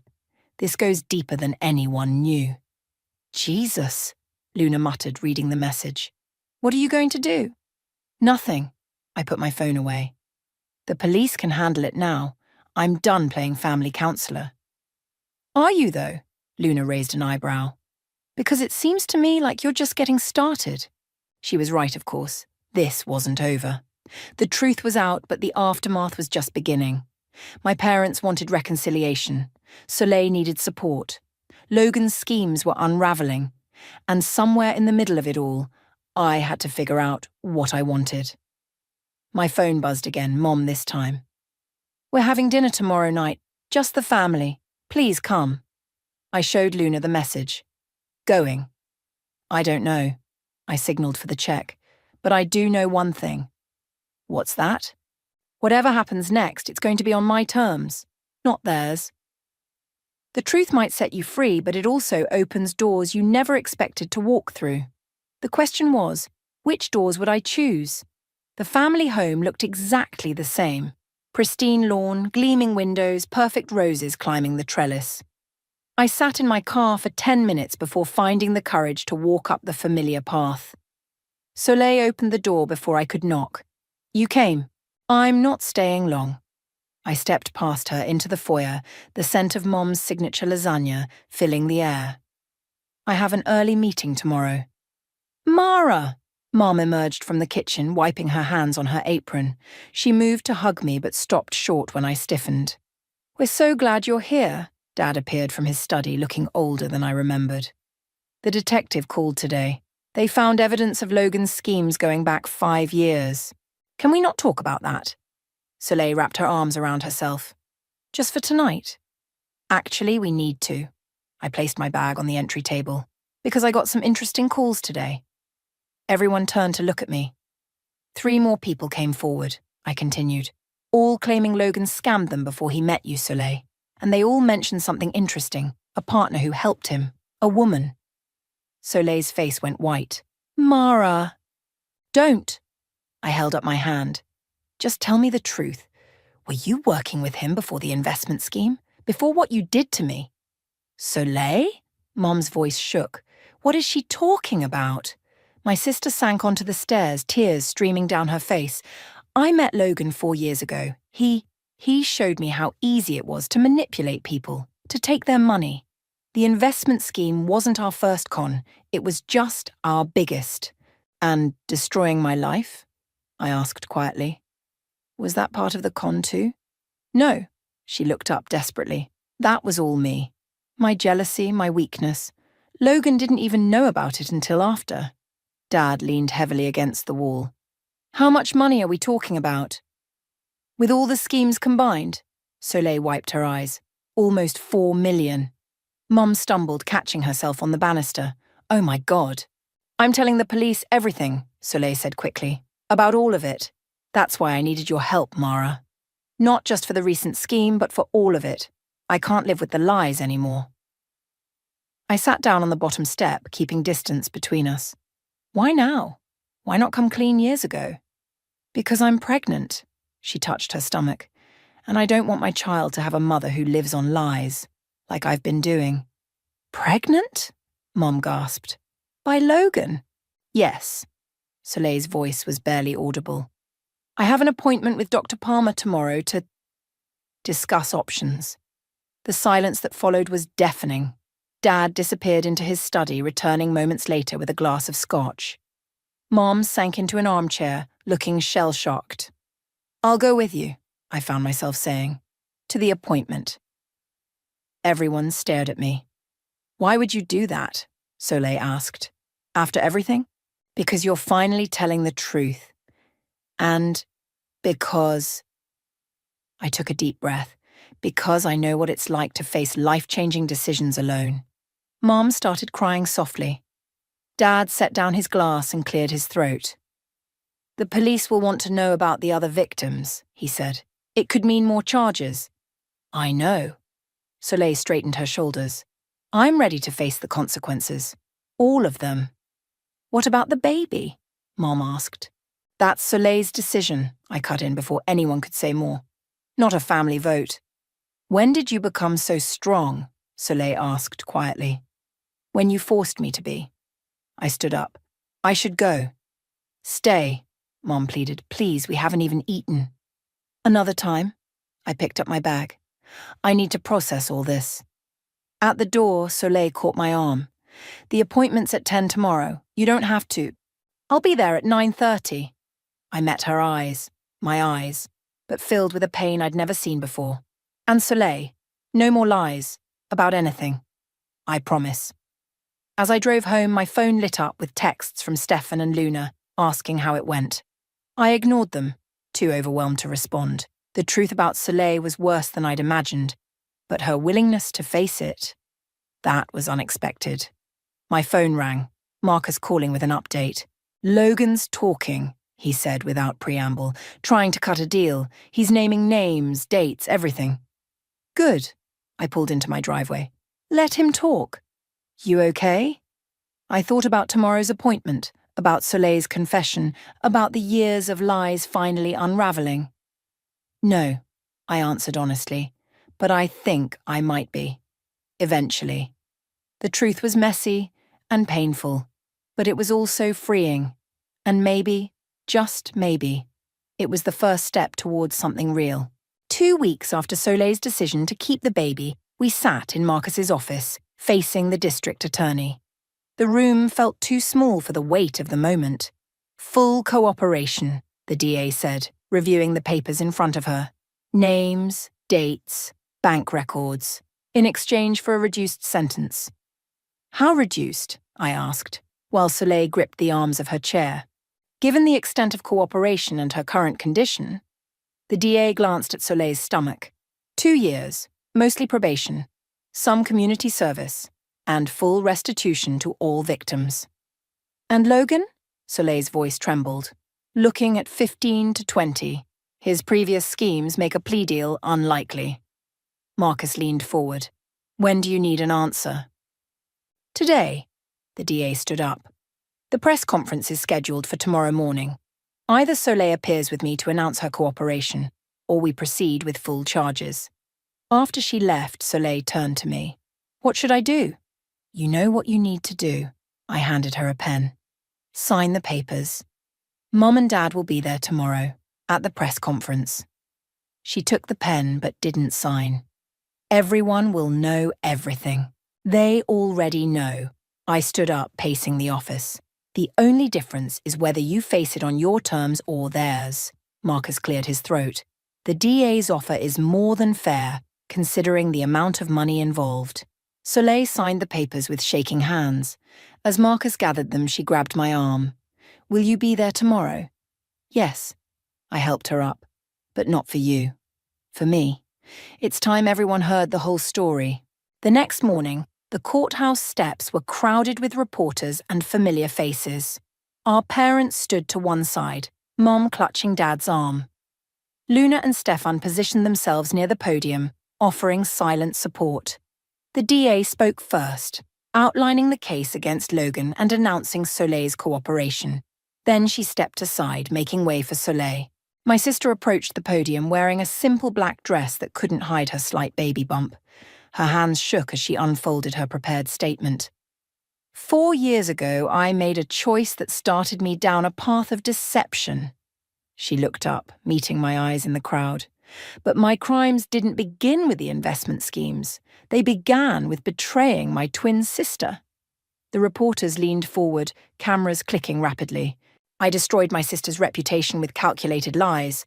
I manipulated my family, our friends, our business associates. I did it out of jealousy, out of a desperate need to prove myself better than her. Soleil's voice grew stronger. Then, I met Logan Brooks, who showed me how to turn my talent for deception into profit. She detailed the schemes, the victims, the millions stolen. Mum was crying openly now, Dad's face ashen as he supported her. But the worst crime I committed wasn't financial fraud. It was betraying the person who knew me best, my twin, my other half, Mara. Soleil turned to face me directly. I'm sorry for everything. You were always the stronger one, the better one, and I proved it by trying to destroy you. The reporters swung their cameras toward me. I stood straighter, meeting their lenses with steady eyes. I'm cooperating fully with the investigation, Soleil continued. Not just because it's right, but because I'm carrying a child. And I want this baby to know that even the worst mistakes can be faced with honesty. After the formal statements, as the crowd began to disperse, our parents approached me. You knew, Dad said quietly, about her cooperation. I helped arrange it. I watched as Marcus led Soleil to a waiting car. She needed to face consequences, but she also needed a chance to make things right. And us? Mom asked. Do we get that chance too? That depends. I turned to face them fully. Are you ready to hear the whole truth about what happened 3 years ago? Not Soleil's version, but mine. They nodded, and for the first time in years, I saw real willingness to listen in their eyes. Then let's get coffee. I gestured toward the cafe across the street. It's a long story. As we walked, my phone buzzed with a text from Soleil. Thank you for being there, for everything. I didn't respond immediately. The truth was I hadn't done it for her. I'd done it because the truth needed to be told, all of it from every angle, because sometimes healing starts with ripping off old bandages no matter how much it hurts. Ready? Luna asked, appearing at my side as we reached the cafe. No, I admitted, but I'm going to do it anyway. Because that's what strength really is. Not the absence of fear or pain, but the courage to face them head on. Soleil had finally learned that lesson. Now it was our parents' turn. The nursery walls were still bare as I helped Soleil assemble the crib. Outside, autumn leaves scattered across the lawn of her small rental house, a far cry from her former luxury apartment, but honest living had its price. Logan took a plea deal this morning, she said, handing me a screwdriver. 12 years. I heard. I tightened the last screw. Marcus called me. Did he tell you about the restitution payments? Every month for the next 20 years. I stood up, testing the crib's stability. But you're doing it. Thanks to the job you helped me get. Soleil ran her hand over the simple white railing. Never thought I'd be grateful for data entry work. The doorbell rang. Our parents stood on the porch carrying boxes of baby supplies. The past few months had been a slow rebuild of trust. Weekly dinners, honest conversations, painful revelations finally heard and acknowledged. We found these in the attic, Mom said, setting down a box. Your old baby things, Mara's and Soleil's. Dad pulled out 2 identical stuffed rabbits, worn with age. You two fought over these constantly. Because Soleil always stole mine, I said, but without the old bitterness. I did. Soleil took one of the rabbits. I always wanted what was yours, even when I had the same thing. The ultrasound is tomorrow, Mom asked, unpacking baby clothes. Yes. Soleil touched her rounded belly. Would you come with us, Mara? I hesitated. Supporting Soleil through her pregnancy had been one thing, a human response to someone in need. But this felt more intimate, more like the sisters we used to be. Please, she added softly. I know I don't deserve. Stop saying that. I cut her off. You're doing the work. You're facing consequences. You're trying to be better. That's what matters now. Dad cleared his throat. Speaking of consequences, the business partners you helped expose in Logan's scheme, they're being indicted next week. I know. I helped Mom unpack another box. 3 more victims came forward after Soleil's press conference. And the company? Soleil asked quietly. Dad's reputation is recovering, he said, thanks to Mara's marketing strategy. I'd agreed to help rebuild the family business's image, but on my terms, working as an independent consultant, maintaining my own successful design firm. The nursery needs art, Mom observed, looking at the blank walls. Actually, I pulled out my tablet, opening a design file. I've been working on something. The digital sketches showed a series of watercolor-style murals, 2 rabbits playing under a tree, surrounded by falling leaves and soft lights. Like our old stuffed animals, Soleil whispered, but together instead of fought over. If you want them, I said. Luna and I could paint them this weekend. You'd do that? For my niece? Yes, I set down the tablet. But Soleil, this doesn't mean everything's fixed. I know. She met my eyes steadily. But it means we're trying. All of us. Dad picked up the old rabbits, holding them out to us. Maybe these belong together too, like they were always meant to be. I took mine, or maybe it was Soleil's. After all these years, who could tell? The soft fur felt familiar under my fingers. The baby's kicking, Soleil suddenly said. Here. She reached for my hand. I let her place it on her belly, feeling the strong movement beneath. She's going to be fierce, I said, like her mom learned to be. Like her aunt always was, Soleil corrected. Mom wiped tears from her eyes as she watched us. Dad pretended to be very interested in the crib assembly instructions. What time tomorrow? I asked, stepping back. 10. Soleil clutched her rabbit. You'll come? I'll be there at 9:30. I gathered my things. With coffee, real coffee for me, decaf for you. At the door, I turned back one last time. The nursery was still a work in progress, like all of us, like our relationships, like the truth we were still learning to tell and accept. Mara, Soleil called. Thank you, not just for tomorrow, for showing me what strength really looks like. I nodded, unable to speak past the sudden tightness in my throat. Because that's what real strength is, not in revenge or punishment, but in the courage to rebuild, to try again, to love carefully and honestly in spite of past wounds. The rabbits sat together on the crib rail, worn and loved, separate but connected. Like us. Not perfect, not completely healed, but finally real. The Mother's Day brunch spread before me was picture perfect. Fresh mimosas, eggs Benedict, and a bouquet of peonies that probably cost more than most people's weekly grocery bill. My mother-in-law Reagan had outdone herself, as usual, but the envelope sitting next to my plate made my stomach turn. I'm Natalie, and this was the moment my husband and his mother decided to serve me divorce papers alongside my French toast. We thought it would be best to do this privately, Stuart said, his perfectly manicured hand gesturing toward the envelope. As a family. I picked up my mimosa, buying time as I studied their faces. Stuart's practiced concern, Reagan's barely concealed satisfaction. 6 months ago, this scene would have destroyed me. Now I felt nothing but cold amusement. On Mother's Day? I asked, my voice steady. That's an interesting choice. Reagan leaned forward, her designer bracelet clinking against the marble table. Darling, we know this is difficult, but Stuart needs to move forward with his life.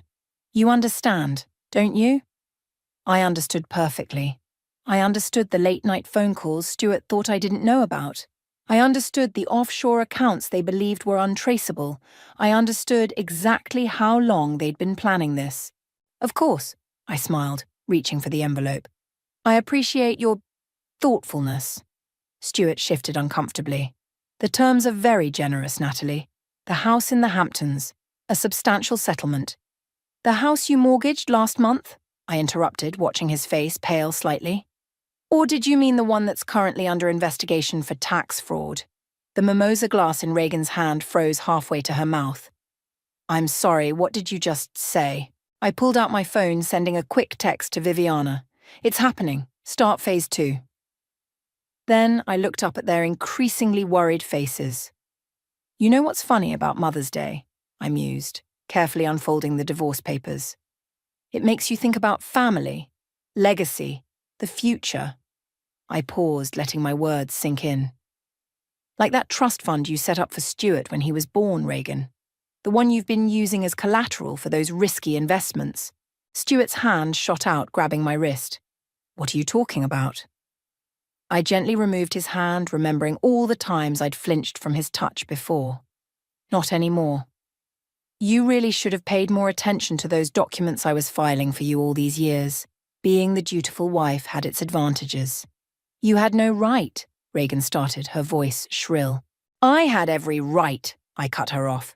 Just like you had every right to plan this ambush, just like Stuart had every right to sleep with his secretary while I was undergoing fertility treatments. We all make choices, don't we? The silence that followed was deafening. Outside, birds chirped in the garden Reagan had spent a fortune maintaining. Inside, her perfect Mother's Day brunch was crumbling faster than the scones on our plates. Whatever you think you've done, Stuart began, his lawyer voice emerging, we can fix it. I stood up, smoothing my dress. Like you fixed our marriage? Or like you fixed those investment reports for the SEC? I picked up my purse, feeling lighter than I had in years. Check your phones. On cue, both their phones buzzed. I watched as they read the messages, their faces draining of colour. Somewhere across town, Callie was working her magic, executing the final steps of our plan. You'll regret this, Reagan hissed, her perfectly maintained facade cracking. I walked to the door, then turned back for one final look. No, I won't. But you will. Happy Mother's Day, Reagan. I hope it was everything you wished for. As I walked to my car, my phone buzzed with a message from Viviana. Done. They won't know what hit them until it's too late. I smiled, starting the engine. They thought they were so clever, planning to blindside me on Mother's Day. They never suspected I'd been 3 steps ahead of them for months. While they plotted my exit, I'd been quietly orchestrating theirs. The irony wasn't lost on me. They'd chosen Mother's Day to end things, not knowing they'd given me the perfect opportunity to launch my counterattack. As I drove away from Reagan's pristine mansion, I thought about how fitting it was. They wanted to make this about family. Fine. They were about to learn that family ties could strangle as easily as they could support. My phone buzzed again. This time it was Harley, a name I hadn't seen on my screen in years. Heard you might need a friend. Coffee tomorrow? Perfect timing, as always. Because while Stuart and Reagan's world was about to implode, mine was just beginning to expand. And this was only the first course of the feast I'd prepared for them. The coffee shop buzzed with Monday morning energy as I sat across from Harley, watching his face change while I recounted the previous day's events.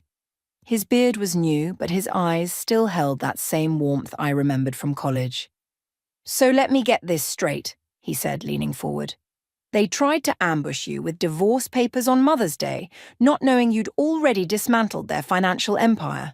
I stirred my latte, remembering the look on Stuart's face. They thought I was just the trophy wife who handled his paperwork. Funny how people see what they want to see. When did you first realize something was wrong? Remember those fertility treatments I mentioned? I took a sip of coffee. I found receipts for jewelry I never received while I was still injecting hormones into my stomach. Then came the late-night business meetings and deleted text messages. Harley's hand tightened around his cup. What a piece of work. Oh, it gets better, I said.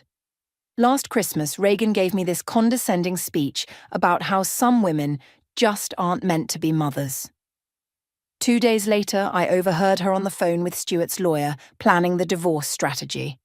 That's when you started planning? I nodded.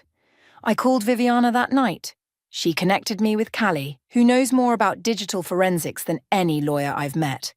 We found everything. The affairs, the hidden accounts, the fraudulent investments. My phone buzzed. A message from Viviana. Stuart just tried to access the offshore account. Should see the fireworks any minute now.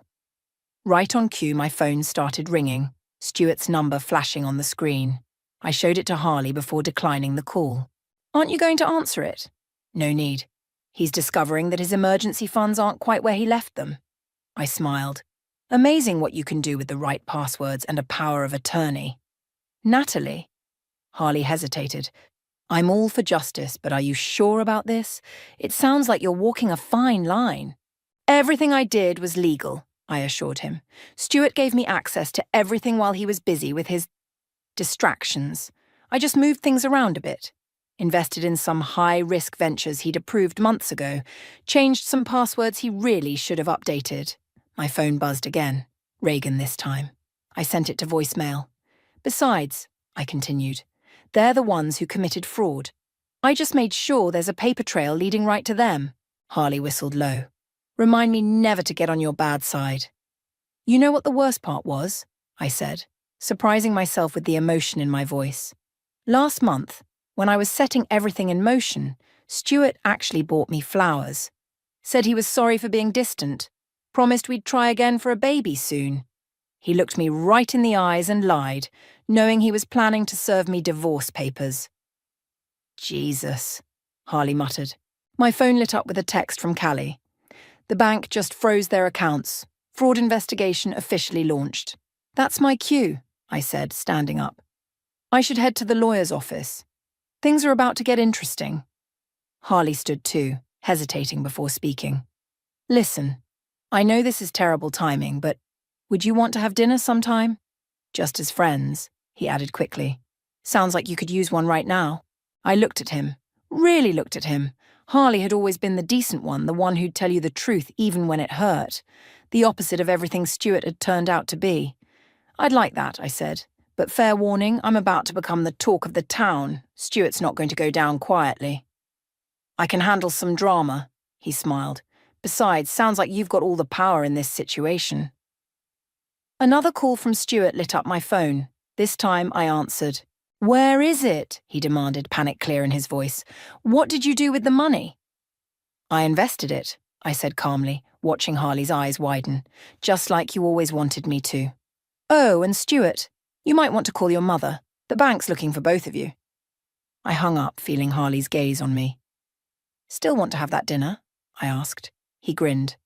More than ever. Anyone who can make that man sound scared is someone I want to know better.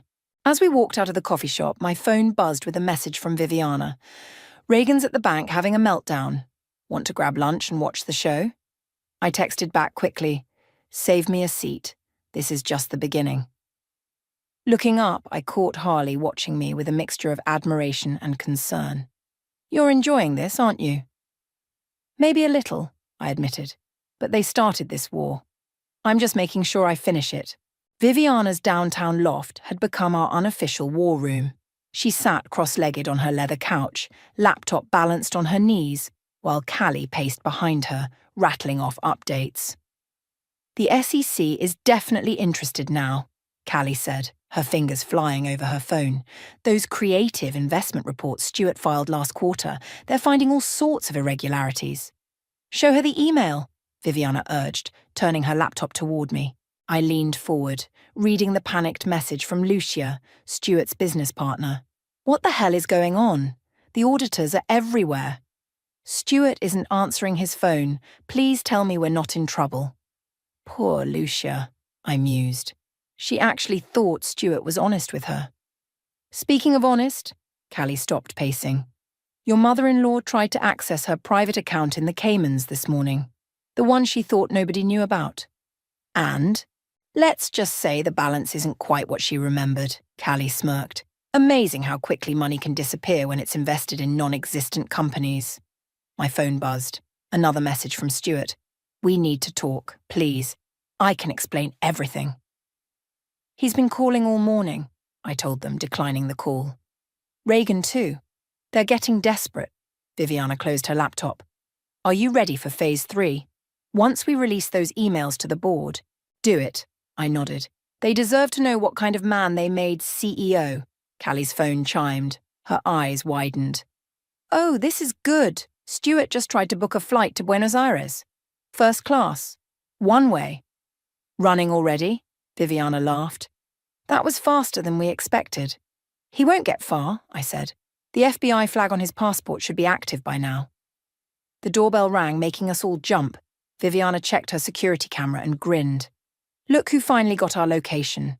Reagan's face appeared on the screen, her usually perfect makeup slightly smeared. She was pressing the buzzer repeatedly. Natalie! Her voice crackled through the intercom. I know you're in there. We need to talk. I walked to the window, peering down at the street. Stuart was there too, pacing beside his Mercedes, running his hands through his hair. "Should we let them stew a bit longer?" Viviana asked. "No," I decided. It's time they understood exactly what they're dealing with. I pressed the intercom. "Come on up, Reagan. Bring Stuart too. Let's have that family meeting you're so fond of." Minutes later, they burst into the apartment. Stuart looked like he hadn't slept, his designer suit wrinkled. Reagan's hands were shaking. "What have you done?" she demanded. "Do you have any idea what you've started?" "I learned from the best," I replied calmly. "Isn't this what you taught Stuart? Take what you want, consequences be damned." "The board is asking questions," Stuart cut in. "Serious questions, about everything. They're talking about a formal investigation." "How unfortunate," I said. "Almost as unfortunate as serving your wife divorce papers on Mother's Day while she's still grieving failed IVF treatments." Reagan stepped forward. "We can fix this. Whatever you want, money, the house, anything. Just stop whatever you're doing." "That's the problem," I said. "You still think this is a negotiation. It's not. It's consequences." Callie's phone buzzed. She glanced at it and smiled. "The board just called an emergency meeting. Apparently someone sent them some very interesting emails about certain creative accounting practices." Stuart's face went ash white. "You didn't. Actually, I did. And that's just the beginning. The offshore accounts, the shell companies, the fraudulent investments, it's all coming out now." "You'll go down with us," Reagan threatened. "You were involved in everything." "Was I?" I picked up a folder from the coffee table. Because according to these documents, I was just following orders, documenting everything carefully. Every signature, every instruction, every transfer, all authorized by you two. Stuart lunged for the folder, but Viviana was faster, stepping between us. "Don't," she warned. "Copies are already with the authorities." "Why?" Stuart's voice cracked. "Why do this?" "Because you thought I was stupid," I said simply. "Because you thought I was weak. Because you thought you could discard me like I meant nothing. How does it feel to be on the other side?" Reagan grabbed her son's arm. "We're leaving. Our lawyers will be in touch." "Good luck finding ones who'll work for free," Callie called after them, "since your accounts are frozen." After they left, Viviana poured us all wine. "That went well. Too well," Callie said. "They'll try something else." "Let them," I replied, taking a sip. "Everything they try will just dig their hole deeper." My phone lit up with a text from Harley. "Still on for dinner tonight?" Looking at my friends, then at my phone, I smiled.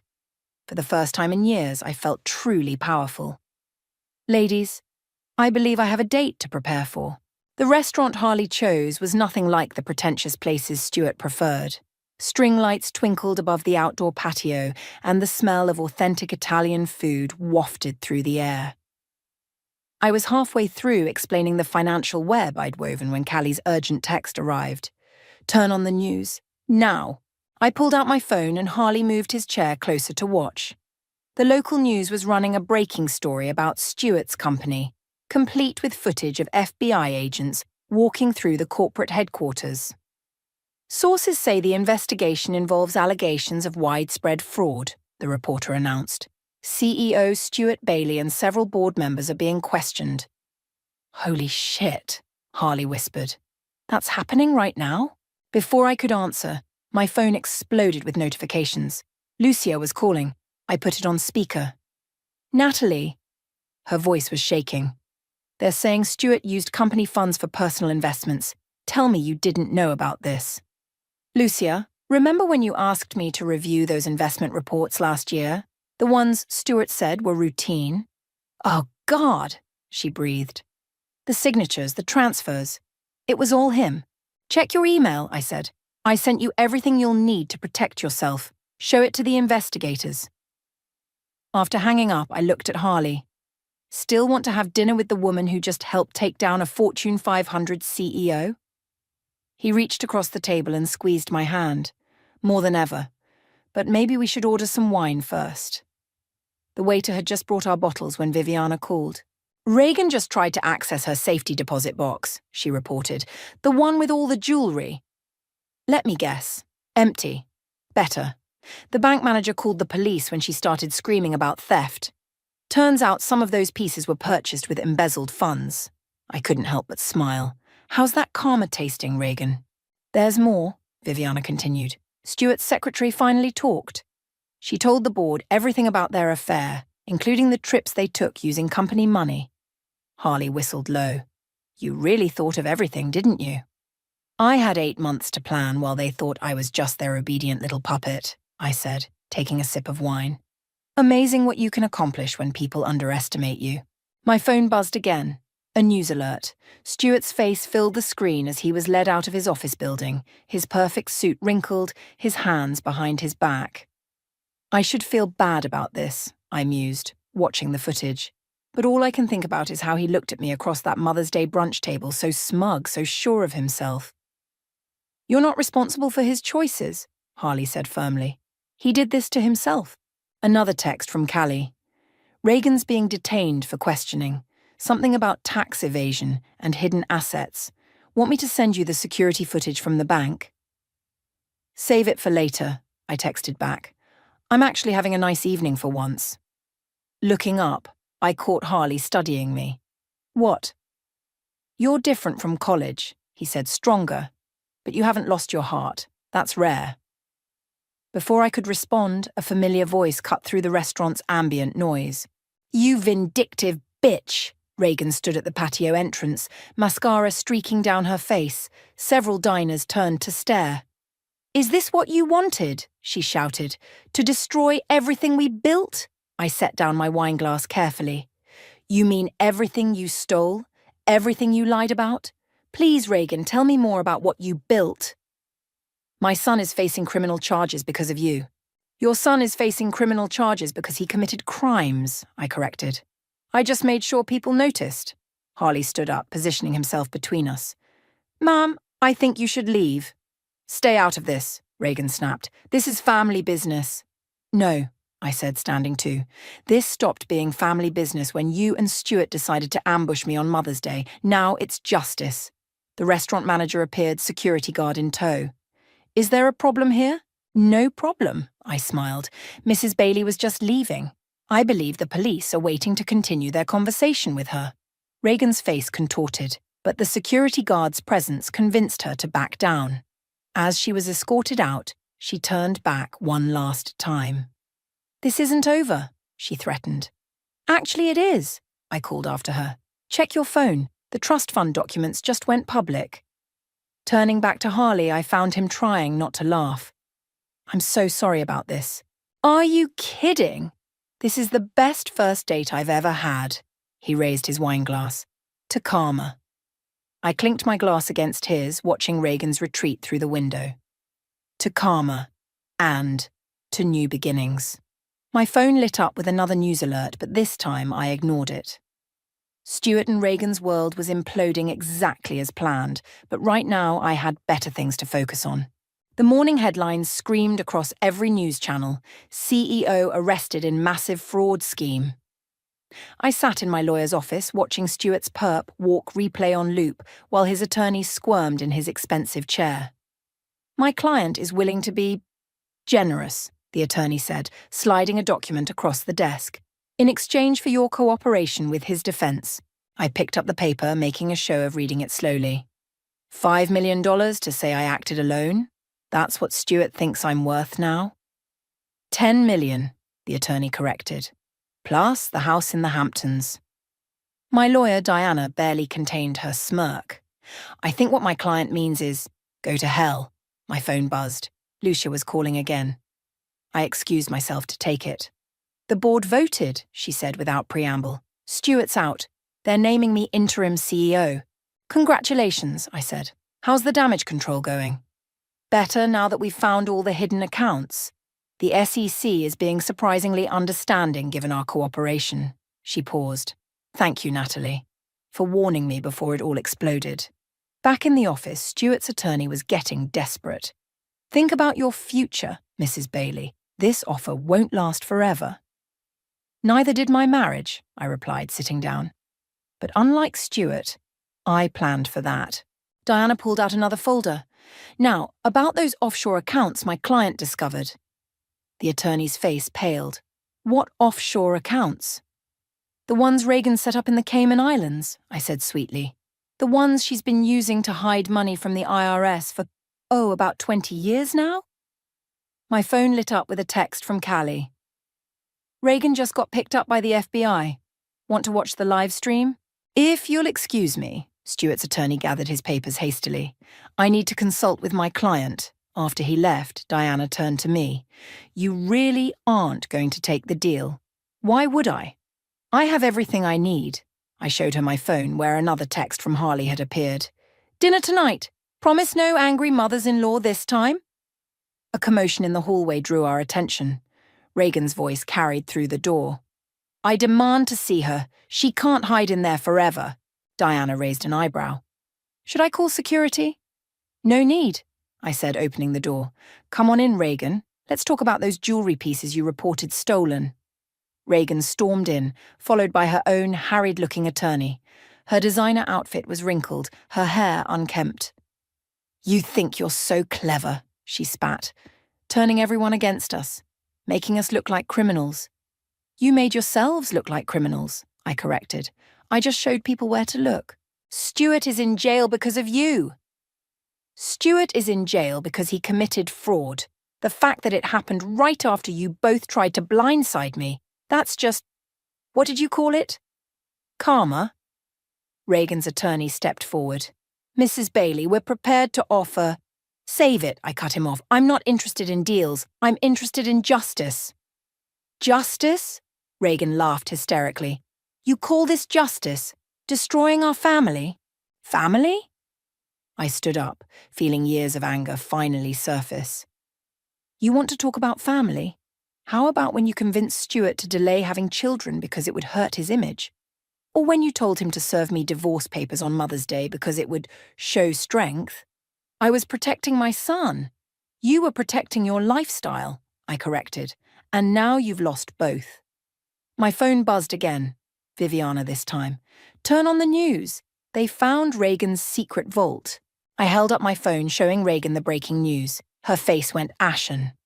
That's private property, she stammered. Was private property, I corrected. Now it's evidence. Her attorney grabbed her arm. Mrs. Bailey, we need to leave. Now. As they hurried out, Diana turned to me. You know they'll keep trying to make deals. Let them try, I said, gathering my things. I didn't do this for money. I did it because they needed to learn that actions have consequences. My phone lit up with another message from Harley. Just saw the news. You okay? I smiled, typing back. Better than okay. Finally free. Walking out of the office, I passed the wall of TVs in the lobby, all showing Stuart's arrest and Reagan's meltdown at the bank. A year ago, I would have been devastated by all this. Now, watching their carefully constructed world crumble, I felt nothing but peace. My phone buzzed one last time. A text from Stuart's number. Please, I'm sorry, I'll do anything. I deleted it without responding. He'd had his chance to do the right thing. Now he could live with the consequences, just like he'd planned for me to do. Harley's beach house was exactly what I needed. Simple, peaceful, and far from the media circus my life had become. We sat on his deck watching the sunset while my phone continuously buzzed with updates about Stuart's case. Your story's trending again, he said, glancing at his own phone. They're calling you the corporate revenge queen. Lovely, I muttered, taking a sip of wine. Just what I always wanted to be famous for. My phone rang, Viviana's ringtone. You need to see this, she said when I answered. Stuart's giving a press conference from jail. I pulled up the live stream. Stuart stood in an orange jumpsuit, looking nothing like the polished CEO he'd once been. My wife, he was saying, his voice breaking perfectly on cue. She's not well. The stress of our fertility treatments affected her judgment. She misunderstood normal business practices. Oh, hell no. I cut the stream off. He's not pinning this on me. He's desperate, Harley said. The evidence is overwhelming. My phone exploded with texts from Callie. Don't worry. Just leaked the emails proving he ordered every transaction, plus some choice messages to his secretary. His credibility is shot. The deck door slid open and Lucia stepped out, holding a fresh bottle of wine. She'd driven down to escape the press, too. The board's releasing a statement, she said, showing us her tablet. Full support for the investigation, zero tolerance for fraud, blah, blah, blah. Oh, and they're making my position permanent. Congratulations, I raised my glass. First female CEO. That must be killing Stuart. Speaking of killing, Lucia sat down. Reagan tried to access the company jet. Apparently, she was planning a spontaneous vacation to a non-extradition country. How'd that work out for her? Harley asked. About as well as you'd expect. FBI picked her up at the airport. My phone buzzed again. Diana this time. Stuart's attorney called. They're doubling the offer. 20 million now. Still not interested, I texted back. You know, Lucia mused, for someone who just orchestrated the biggest corporate takedown of the year, you seem remarkably calm. Because it's over, I said. They can offer all the money they want. They can try to spin it however they like. The truth is already out there. Harley's hand found mine under the table. What's next for the corporate revenge queen? Before I could answer, a familiar car pulled into the driveway. Reagan stepped out, looking nothing like her usual polished self. You've got to be kidding me, Harley stood up. How did she find us? Probably followed me, Lucia admitted. She's been hanging around the office. I squeezed Harley's hand. It's okay. Let her come up. This needs to end. Reagan climbed the deck stairs, clutching her designer bag like a shield. Natalie, please. 5 minutes. Your son already tried to blame me for his crimes, I said. What's your angle? No angle. She looked close to tears. I'm here to beg. Stuart's facing 20 years. 20 years, Natalie. He's my only child. Should have thought about that before you helped him commit fraud. We can fix this, she pleaded, together, as a family. Family? I laughed. You served me divorce papers on Mother's Day, while I was still recovering from failed IVF. That's not family, Reagan. That's cruelty. I was wrong, she whispered. We were wrong, please. The time for pleading was before you tried to destroy me, I said. Now it's too late. My phone lit up with breaking news. CEO's mother charged with tax evasion, money laundering. I held up the phone so she could see. Your car's being watched, by the way. FBI's probably already on their way. As if on cue, 2 black SUVs pulled up behind her car. You could have had everything, Reagan said, her voice breaking. We would have given you anything. That's the difference between us, I replied. I never wanted your things. I wanted respect. And now I have it. The FBI agents were climbing the stairs now. Reagan straightened her shoulders, trying to salvage some dignity. Mrs. Bailey, one agent said, you need to come with us. As they led her away, Lucia raised her glass. To karma. To new beginnings, Harley added, pulling me closer. My phone buzzed one last time, a message from Stuart. I understand now. I'm sorry. For everything. I deleted it without responding and turned my phone off. The sun was setting over the ocean, painting the sky in brilliant oranges and pinks. For the first time in years, I felt completely at peace. So, Harley said softly, about that what's next question. I smiled, leaning into him. The future was wide open, and for once I was exactly where I wanted to be. The courthouse buzzed with energy as I took my seat in the witness stand. Stuart sat at the defense table, his expensive suit hanging loose on his frame, while Reagan watched from the gallery, her face drawn and pale. Mrs. Bailey, the prosecutor began, please tell the court about the morning of May 14th. Mother's Day, I said, my voice clear and steady. My husband and mother-in-law served me divorce papers over brunch. And what happened next? I revealed that I knew about their fraudulent activities, the offshore accounts, the embezzlement, the tax evasion. Stuart's attorney jumped up. Objection, speculation. Overruled, the judge said. Continue. I detailed everything. The paper trail, the hidden accounts, the carefully documented evidence of their crimes. Stuart wouldn't meet my eyes, but Reagan stared at me with undisguised hatred. My phone vibrated silently in my pocket, probably Harley, who'd promised to wait outside. The prosecutor held up a document. Can you identify this email? Yes, I said. Stuart sent it to me last year, instructing me to transfer company funds to a shell corporation. And did you comply? I documented everything and reported it to the SEC. Stuart's attorney stood again. Your Honour, my client maintains that his wife acted without his knowledge. Really? I interrupted, pulling out my phone. Should we play the voicemail where you specifically instructed me how to hide the transfers? The courtroom erupted in whispers. Stuart's face went white. I have it right here, I continued, along with recordings of every conversation where you and Reagan planned this whole thing. The judge called for order as Stuart leaned over to his attorney, speaking urgently. The prosecutor smiled. No further questions, Your Honour. During the recess, Viviana and Callie found me in the hallway. You should see Twitter, Callie grinned, showing me her phone. A corporate revenge queen is trending worldwide. The press is having a field day, Viviana added. They're calling it the perfect karma story. Lucia appeared, looking official in her CEO attire. Board meeting just ended.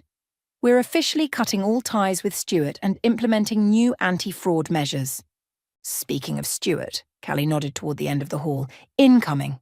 Stuart approached, flanked by his attorney. He looked older, defeated. Natalie, he said softly, can we talk? Everything I have to say to you, I said on the stand. Please, he stepped closer. What we did, what I did, I know now how wrong it was. Wrong? I laughed.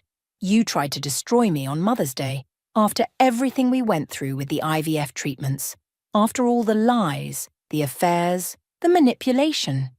I'll plead guilty, he offered. Take full responsibility. Just help my mother. She doesn't deserve prison.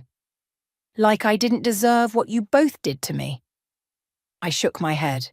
You still don't get it, do you? This isn't about revenge anymore. It's about justice. His attorney pulled him away as Reagan approached, her designer outfit replaced by something more subdued. I raised him better than this, she said quietly. No, I corrected her. You raised him to think he could take whatever he wanted. Consequences be damned. Well, these are the consequences. The bailiff called us back into court. As we filed in, my phone lit up with a message from Harley. No matter what happens, I'm proud of you. The judge cleared his throat. Before we continue, I understand the defense has an announcement. Stuart's attorney stood. Yes, Your Honour. My client wishes to change his plea to guilty. The courtroom exploded in chaos. Reagan let out a sob. I sat perfectly still watching as Stuart signed the plea agreement.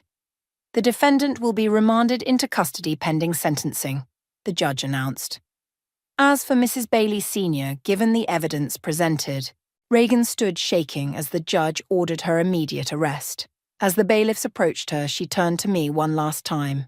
I hope you're happy, she spat. You've destroyed everything. No, I replied calmly. You did that yourselves. I just made sure everyone saw the truth. Outside the courthouse, reporters swarmed shouting questions. Harley appeared at my side, taking my hand. Ready to face the cameras? He asked. Actually, I smiled, I have something better in mind. I turned to Lucia. Remember that women's shelter we discussed? She nodded. The one you wanted to fund with your settlement money. Let's announce it now. Show everyone that this was never about revenge. It was about turning something ugly into something beautiful. As we stepped toward the microphones, my phone buzzed one last time. A message from Stuart. You won. I hope it was worth it. I didn't bother responding. Instead, I faced the cameras and began to speak about new beginnings, about turning pain into purpose. Because in the end, the best revenge wasn't just winning, it was thriving. The women's shelter gleamed in the morning sun, its newly renovated facade a testament to second chances. As I cut the ribbon at the grand opening, camera flashes caught the moment that transformed my revenge into something meaningful.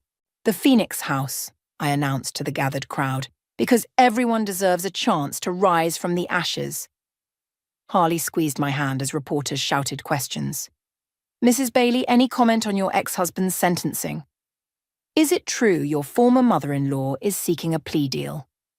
I stepped up to the microphone. Today isn't about them. It's about turning pain into purpose. Every woman who walks through these doors will find what I eventually found: strength, support, and a path forward. Lucia appeared at my side, elegant in her CEO attire. The company's charitable foundation is proud to announce a permanent endowment for Phoenix House, ensuring its services will continue indefinitely. My phone buzzed. A message from the prison warden. I'd been avoiding this moment, but it was time. Go, Harley whispered. I'll handle things here. The prison visiting room was cold and sterile. Stuart sat behind the glass, orange jumpsuit hanging loose on his frame. I picked up the phone. You look well, he said. You don't. I saw the shelter opening on TV. He paused. It's good. What you're doing. Is that why you asked me here? To approve of my choices? No. He pressed his hand against the glass. I asked you here because I finally understand. What we did to you. What I did. It wasn't just cruel. It was cowardly. Save the epiphany, I said. You had years, to be honest. I know. But watching you turn everything around, helping others instead of destroying them like I would have. He shook his head. You're stronger than I ever was. My phone lit up with a text from Viviana. Reagan took the plea deal. 5 years, minimum security. Your mother's going to prison, I told him. She finally ran out of schemes. Good, he said, surprising me. Maybe she'll learn something, like I am. Are you? Learning something? Yeah, he smiled sadly. I'm learning that karma isn't just about punishment. It's about balance. You could have destroyed everything, but instead you built something new, something better. The guard signaled time was almost up. I'm not asking for forgiveness, Stuart said quickly. I don't deserve it. I just wanted you to know that you won in the best possible way. I stood up. Goodbye, Stuart. Outside, Harley waited in the car. You okay? Better than okay, I said, showing him my phone. Callie had sent a photo of the first family moving into Phoenix House, a mother and daughter escaping their own story of betrayal. Back at the shelter, Viviana and Callie were organising the donation room. The support's been overwhelming, Viviana reported. Companies keep calling, wanting to help. Speaking of help, Callie grinned, guess who's been trying to donate anonymously? Reagan's sister. Apparently she's mortified by the whole scandal. Accept it, I decided. This place is about breaking cycles, not perpetuating them. My phone rang. Lucia again. Board meeting just ended. They want to expand Phoenix House nationwide. Your stories inspired people, Natalie. They want to be part of the change. Harley pulled me aside as the others discussed expansion plans. Remember our first date, when you said this was about justice? I remember. You were wrong, he smiled. It was about transformation. Look around, you didn't just get justice, you created hope. A commotion at the front desk caught our attention. A woman stood there, clutching a small suitcase, her eye badly bruised. I saw the story on the news, she said quietly. About rising from the ashes. I walked over, taking her hand. Welcome to Phoenix House. Let's talk about your fresh start. My phone buzzed one final time. A news alert about Stuart's case. I deleted it without reading. The past was finished. The future was walking through our doors. Ready to change another life? Harley asked. I looked around at the shelter, at my friends, at the woman seeking refuge, and finally at Harley, my unexpected second chance at love. You know what? I smiled. I think I'm ready to change them all. Because in the end, the best revenge wasn't just about winning or even thriving. It was about taking the worst moment of your life and using it to create someone else's best moment. That's not karma. That's transformation. And transformation, unlike revenge, has no end point. It just keeps spreading, one phoenix at a time.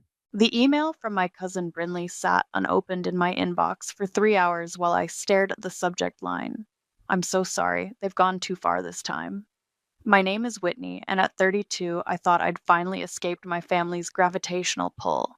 I'm a tech executive, I own my dream house on Lake Tahoe, and until 10 minutes ago, I believed I'd mastered the art of keeping my parents at arm's length. I clicked open the email and felt my stomach drop. Whitney, I had to tell you, your mom organized a huge family reunion at your lake house next month. She's already invited everyone, like everyone, 30 people. She's acting like it's all arranged. I know you didn't agree to this. I'm so sorry. My hands started shaking as I scrolled down to find the forwarded calendar invite. There it was, a detailed itinerary spanning 5 days, complete with meal plans, sleeping arrangements, and a shopping list that would empty a Costco. The kicker? The last line read, Whitney will cover all costs. She owes us this. I grabbed my phone and called Brinley immediately. Tell me everything, I demanded when she picked up. It's bad, she whispered. Aunt Louisa announced it at Sunday dinner. She's got everyone excited. Raylan's already booking her flight. My mother doesn't have the code to my gate, or a key, or my permission, I said, my voice rising with each word. I know. But she told everyone you'd agreed months ago. She's having Gregory make copies of the key from when you gave him that emergency spare. My father. Of course, always enabling, never protecting. When exactly is this happening? I asked, pulling up my work calendar. 2 weeks, during that big product launch you mentioned. Of course, the biggest week of my career, and my mother picks that exact time to stage a hostile takeover of my house. My phone buzzed, a text from Raylan. So excited for the reunion. Your house looks amazing in the pics Aunt Louisa shared from her walkthrough last week. Walkthrough? Brinley, I said slowly. Has my mother been in my house? The silence on the other end told me everything. She told everyone you gave her a spare key for emergencies, Brinley finally admitted. She's been showing people around, posting photos in the family group chat, the one they didn't add you to. I closed my eyes, remembering all the times my mother had done this. The graduation party she threw at my first apartment without asking. The surprise engagement party for my cousin at my condo, planned while I was traveling for work. Always taking, always assuming, always controlling. Whitney? Brinley's voice was gentle. What are you going to do? I opened my laptop and pulled up my realtor's contact information. Something they'll never see coming, I said. But first, I need you to tell me exactly who's been invited. Everyone. Aunt Anna is the only one who declined. You know, she and your mom haven't spoken in years. But Bowen's coming with his new girlfriend. Tanner's flying in from Chicago. As Brinley listed names, I started typing an email to my realtor. The lake house had been my sanctuary, my achievement, my proof that I could build something beautiful without their help or permission. Now it would become something else, the stage for my final separation from their control. One more thing, Brinley added hesitantly. Your mom, she's been telling everyone how this reunion is her gift to you, to make up for you acting out by buying a house without consulting the family first. I laughed, a sharp, bitter sound that made Brinley go quiet. Acting out? I'm 32 years old. I run a department of 60 people. I bought that house with my own money. I know, Brinley said softly. We all know. But you know how Aunt Louisa is about control. My other line beeped. My mother's number. She's calling me right now, I said. What are you going to do? I looked at the calendar invite again, at the presumptuous shopping list and sleeping arrangements, at the casual assumption that my home, my space, my boundaries meant nothing. I'm going to teach them all a lesson about assumptions, I said. And Brinley, thank you for warning me. You might want to cancel your flight reservation. I hung up and let my mother's call go to voicemail. Then I opened my realtor's response. I can list it tomorrow. The market's hot. It could sell within days. Perfect. Let them come to their reunion. Let them drive up with their suitcases and their entitlement. I'll be waiting with a surprise of my own. The lake house looked exactly as I'd left it. Peaceful, pristine, and completely mine. For now. I pulled into the driveway at sunset, watching the last rays glint off the water through floor-to-ceiling windows I'd picked out myself. My phone buzzed. Mom, again. This would be call number 12 since yesterday. This time, I answered. Whitney, finally. Why haven't you been picking up? I've been trying to coordinate the sleeping arrangements and... No. The word came out sharp and clean. What do you mean, no? No sleeping arrangements. No reunion. No taking over my house without my permission. A familiar scoff. Don't be dramatic. This is about family. This is about boundaries, I said, walking through my front door. And you breaking them. Again. I'm your mother. There are no boundaries. I ran my hand along the kitchen island, imported marble I'd saved 3 years for. Did you enjoy your unauthorized tour of my house last week? A pause. Gregory gave me the key for emergencies. Taking Instagram photos in my bedroom isn't an emergency. People needed to see the space to plan. Raylan has 3 children now. They'll need the master suite. I cut her off. You're not listening. There will be no reunion here. Not now, not ever. We've already booked flights. Her voice rose to that familiar pitch, the one that used to make me cave instantly. Everyone's taken time off work. Do you want to disappoint the entire family? Like you disappointed me when you forged my signature on that loan application in college? Another pause, longer this time. That was for your own good, she said finally. Everything I do is for your own good. I walked to my bedroom, where she'd posed for photos in my personal space, and opened my laptop. Mom, I'm going to ask you something, I said, pulling up my realtor's website. When exactly did I stop being a person to you and become a possession? What? That's absurd. I love you. You love controlling me. There's a difference. Whitney Francis, you are being completely unreasonable. The family is coming. We will be there next Friday. You can either act like an adult and accept it, or what? I challenged. You'll punish me? Take away my allowance? I'm not 16 anymore. My phone pinged with a text from the realtor. Offer came in, full asking price, cash buyer, can close in 5 days. This conversation is over, my mother declared.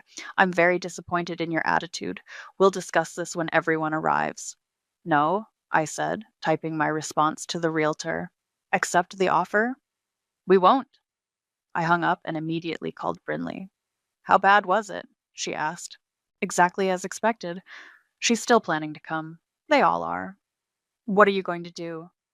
I smiled, hitting send on the acceptance email.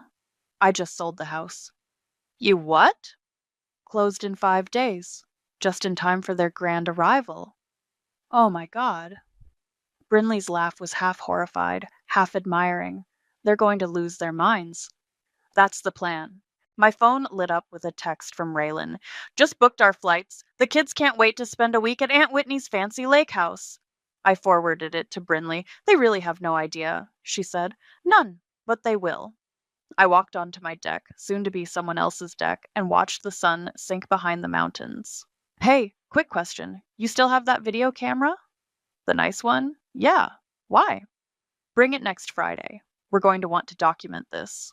You're evil, she said admiringly. I love it. Another text buzzed through, Bowen this time. Can't wait to see the house, though I hear my master suite is bigger than yours. I screenshot it and added it to my growing folder of evidence. Let them all keep talking. Let them keep planning. Let them drive up in their rental cars with their matching luggage and entitled assumptions. They think they know me. They think they own me. They think this house is their right. I picked up my phone one last time and called my travel agent. Hi, Sarah. Remember that trip to Bali we discussed? I'd like to book it. Yes, next Friday, first class. I paused, smiling. No, I won't need a return ticket just yet. My phone lit up with the realtor's message. Congratulations, closing set for Thursday at 3 p.m. Perfect timing? They want a show? I'll give them one they'll never forget. I walked back inside and started packing, leaving the walls bare and the rooms empty. By Thursday night, there would be nothing left but space and silence, and on Friday morning, I'll be waiting on the front lawn with a hammer, a sold sign, and years of pent-up truth ready to spill. Let them come. The house isn't the only thing they're about to lose. Friday morning dawned clear and crisp, perfect weather for a family implosion. I stood on my empty driveway, watching the sun rise over the lake one last time. The house behind me was hollow. Everything moved out yesterday after the closing, except for a single chair and an ice-cold bottle of champagne. My phone buzzed with Brinley's text. They're all at the Marriott. Mom says Aunt Louisa is organizing a convoy to leave in 30 minutes. Perfect. I smoothed down my dress, designer, bought with my own money, and checked my reflection in my car window. If this was going to be my last stand, I wanted to look immaculate. Just saw Raylan's Instagram story. Brinley texted again. She's literally doing a live countdown to Lake House Luxury Week. I pulled up Instagram. Sure enough, there was Raylan showing off her matching family luggage set. Can't wait to show you all around my cousin's gorgeous lake house. So blessed to have family who share their success. Share. Right. My phone rang. Tanner, Brinley's brother. Hey, cuz, he said when I answered. Quick question. Is there really no Wi-Fi password? Mom's insisting you gave it to her. Tanner, I said carefully, has anyone actually asked me directly about this reunion? A pause. I assumed Mom checked with you. Did you? Or did you just believe what you were told to believe? Another pause. Whitney, what's going on? You'll see in about 20 minutes. I checked my watch. Better hurry if you want a good spot for the show. I hung up and grabbed the hammer and sign from my trunk. The sold sticker was already applied, bright red against the white background. I planted it firmly in the front lawn, making sure it was visible from the road. My phone exploded with notifications. Raylan had posted another story. On our way, convoy of love heading to Lake Tahoe. Whitney, why aren't you answering your texts? Because I was busy setting up my tripod. Brinley's camera would capture everything from the perfect angle. A text from my father. Your mother is very upset. Please be reasonable. Delete. A message from Bowen. Hey, cuz, we brought the good wine. Hope your fridge has space. Oh, it has space. It's completely empty. 5 minutes out, Brinley warned. Aunt Louisa's leading the pack in her SUV. I positioned myself carefully on the front steps, champagne in hand. The morning sun hit the sold sign perfectly, making it impossible to miss. Right on cue, I heard them before I saw them. A parade of luxury cars turning onto my street, led by my mother's white Range Rover. I started recording on my phone. The convoy slowed as they approached, confusion visible even through windshields. My mother's car stopped dead in the middle of the road. Through the glass, I could see her face transform from triumph to confusion to dawning horror. The car doors started opening. Raylan emerged first, designer sunglasses pushed up into her perfectly styled hair. Whitney, what's that sign for? I smiled and raised my champagne glass. Welcome to the not reunion. My mother stormed up the driveway, her heels clicking against concrete. Remove that sign immediately. This isn't funny. Oh, it's not meant to be funny, I said, taking a deliberate sip. It's meant to be final. The house sold yesterday. Closed at 3 p.m.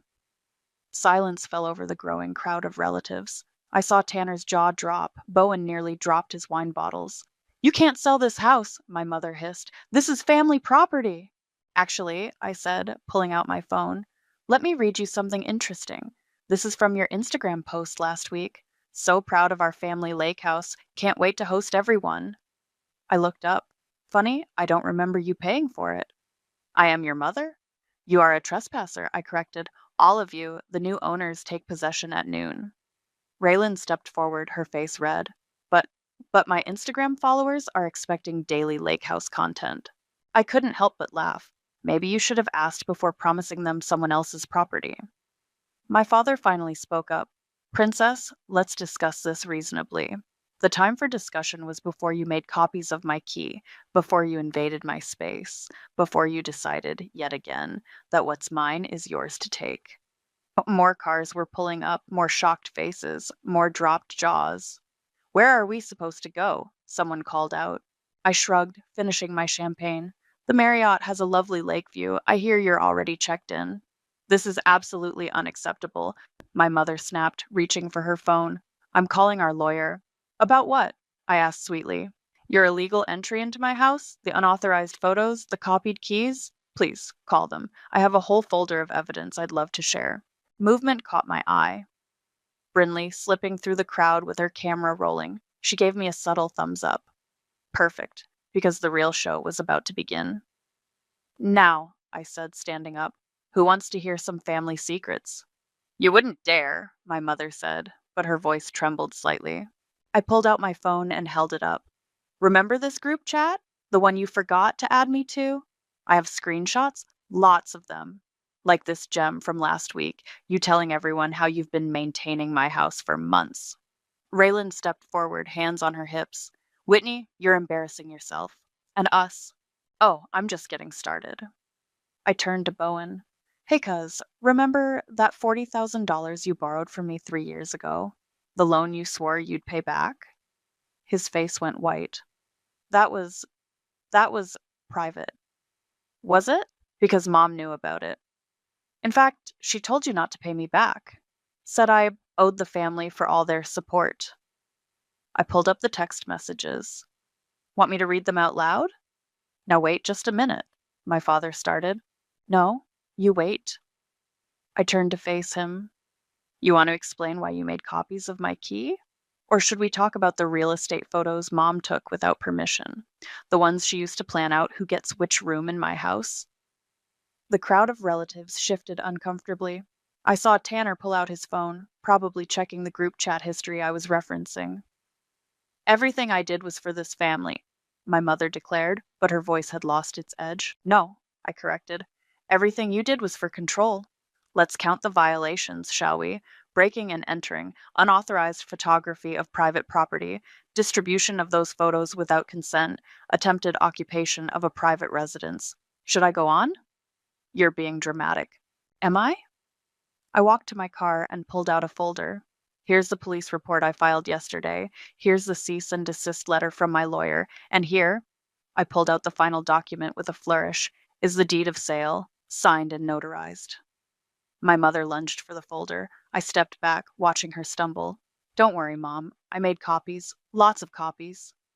Whitney, my father tried again, your mother only wanted to control me? To own me? To punish me for daring to succeed without her permission? I laughed. How's this for punishment? I walked to the front door and swung it open wide. The empty house echoed behind me. Go ahead, I said. Take the tour you've been planning. See all the rooms you assigned to people without asking. They're empty now, just like your promises. Raylan pushed past me into the house, then stopped short. Where's all the furniture? Moved out yesterday, after closing. But my Instagram stories? We'll have to wait. I'm sure the Marriott has some nice backgrounds. My mother stood frozen on the steps. You ungrateful? Ungrateful? I cut her off. Let's talk about gratitude. Let's talk about the college fund you emptied for your spa renovation. The job offers you sabotaged because they were too far from home. The relationships you ruined because you couldn't stand losing control. I did what any mother would do. No, a new voice said from behind the crowd. You did what you always do, Louisa. You took and took until there was nothing left to take. The crowd parted. There, standing in a simple black dress, was Aunt Anna, my mother's estranged sister. My mother's face went from red to white. What are you doing here? Brinley called me, Anna said, walking forward. Said it was time someone told the truth. All of it. You have no right. I have every right. Anna turned to the stunned family members. You want to know why I haven't been at family gatherings for 15 years? Ask your precious Aunt Louisa about Dad's will. Ask her about the trust fund she redirected. Ask her about the documents she forged. The silence was deafening. That's a lie, my mother whispered, but her hands were shaking. Is it? I pulled out my phone again. Because I have copies of those documents too. Amazing what you can find when you hire a good investigator. Bowen stepped forward. Wait, what trust fund? The one that was supposed to be split between all the grandchildren, Anna said. The one Louisa convinced Dad to sign over to her before he died. The one she's been using to buy loyalty. I watched the realization spread through the crowd, saw the moment they understood why some cousins got family help while others didn't. You want to know the best part? I said, enjoying my mother's growing panic. The statute of limitations on financial fraud hasn't expired yet. You wouldn't, my mother breathed. Try me. I checked my watch.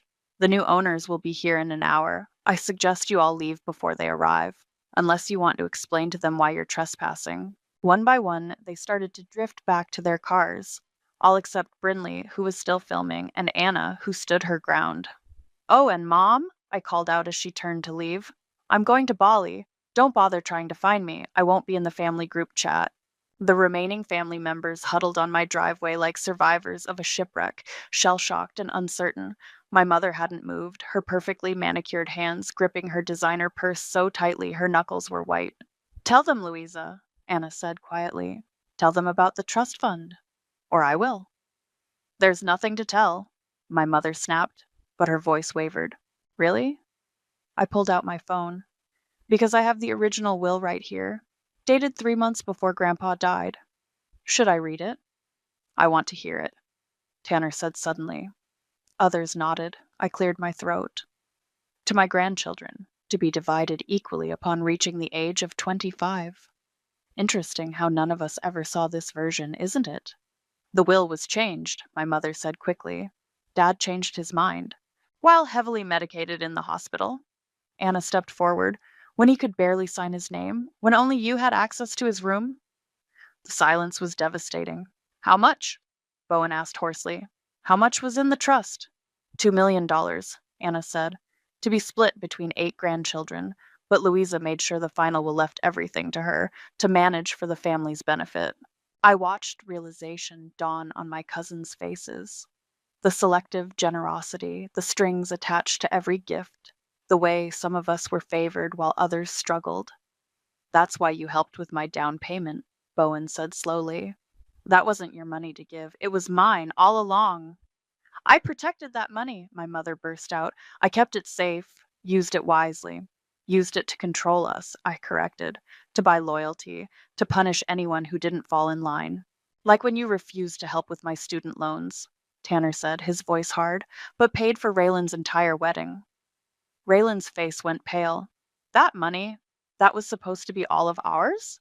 $250,000 each, Anna confirmed, but your Aunt Louisa had other plans.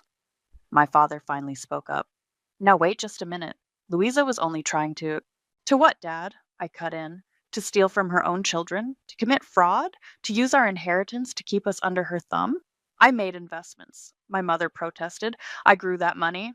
For yourself, Anna said coldly, while some of your children and nieces and nephews took out student loans, while they struggled to buy homes, while they postponed having children because they couldn't afford it.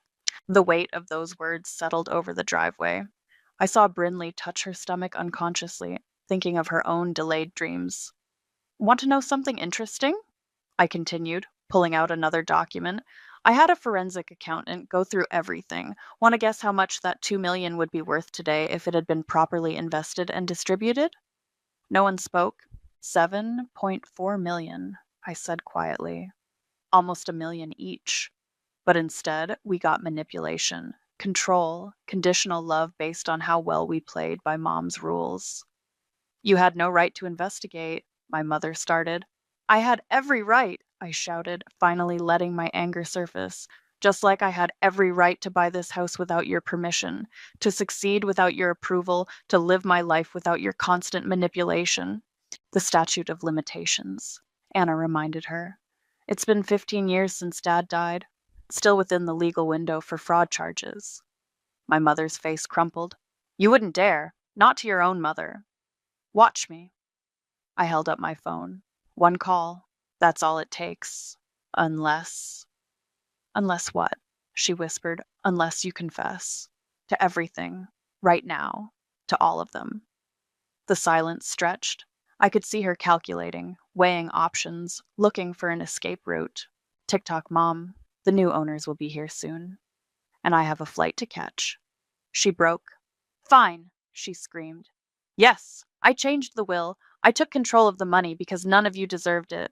None of you knew how to handle it. I did what I had to do. And the house tours? The invasion of my privacy? You're my daughter. Everything you have belongs to the family. To me. There it was. The truth, finally laid bare. Not anymore, I said quietly. Not ever again. I turned to the stunned group. The forensic accountant's report has been sent to all of you, so have copies of the original will and evidence of the fraud. What you do with that information is up to you. I'm calling my lawyer, Tanner said immediately, pulling out his phone. Others nodded, the shock wearing off, anger taking its place. Whitney? Brinley called out as I turned to leave. Thank you for being brave enough to tell the truth. I smiled at her, then looked at my mother one last time. Goodbye, Mom. Enjoy the family reunion. I hear the Marriott has a lovely view of what used to be my house. You've ruined everything, my mother said, her voice cracking. Are you happy now? No, I replied honestly. I'm not happy. I'm free. There's a difference. The driveway had become a war zone of hushed phone calls and furious texting. Tanner was already on the phone with his lawyer. Raylan sat on the curb, frantically deleting her Instagram stories about the family lake house. There's more, I announced, pulling out another folder. Since we're airing dirty laundry, let's talk about taxes. Bowen's head snapped up. What about taxes? Remember that investment opportunity Mom helped you with last year, the one that magically solved your IRS problems? His face went ashen. That was private. Nothing is private when it involves fraud, I said, opening the folder.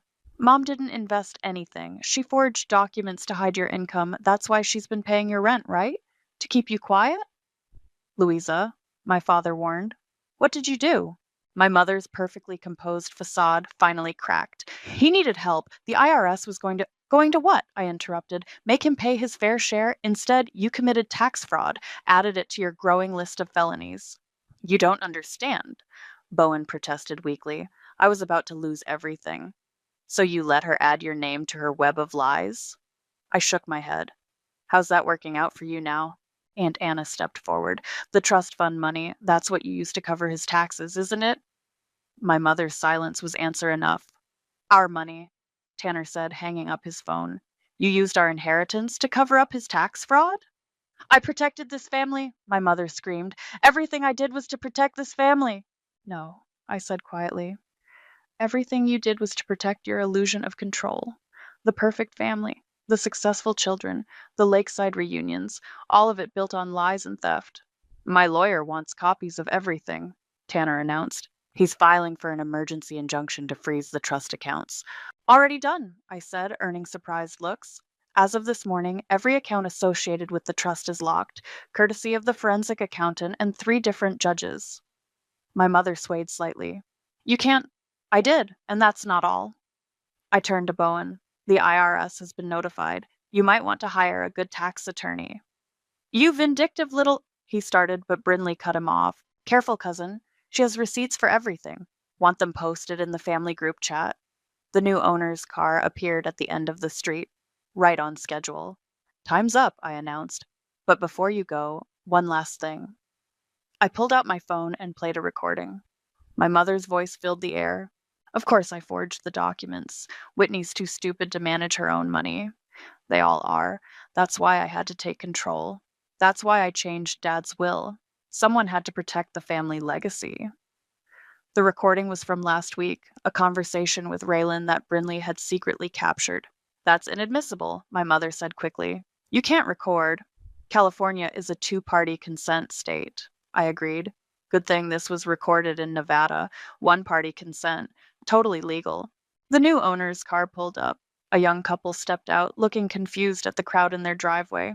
Oh, the wife said, Louisa, we didn't expect to see you here. Thanks again for the tour last week. My mother's face went from pale to gray as she realized her final mistake. Unauthorized entry and showing of property, I said cheerfully. Add it to the list. Whitney, my father tried one last time. Surely we can discuss this. Nothing left to discuss. I handed the house keys to the new owners. Congratulations on your purchase. Sorry about the family drama. Your flight, Brinley reminded me softly. Right. I picked up my bag. Well, this has been fun, but I have a plane to catch and you all have some legal issues to sort out. You can't just leave, my mother said desperately. Watch me. I turned to the group. The forensic accountant's contact information is in the files I sent. So is my lawyer's. Good luck with the inheritance recovery process. What about the reunion? Raylan asked weakly. I laughed. Oh, I think this was the most memorable family reunion we've ever had. Don't worry, Brinley got it all on video. As if on cue, phones started buzzing. The video was uploading to the family group chat. Goodbye, Mom, I said, walking to my car. Dad, everyone, it's been educational. Where are you going? Someone called out. I smiled, sliding into the driver's seat. Somewhere without a forwarding address. But don't worry, I'm sure my lawyer will be in touch.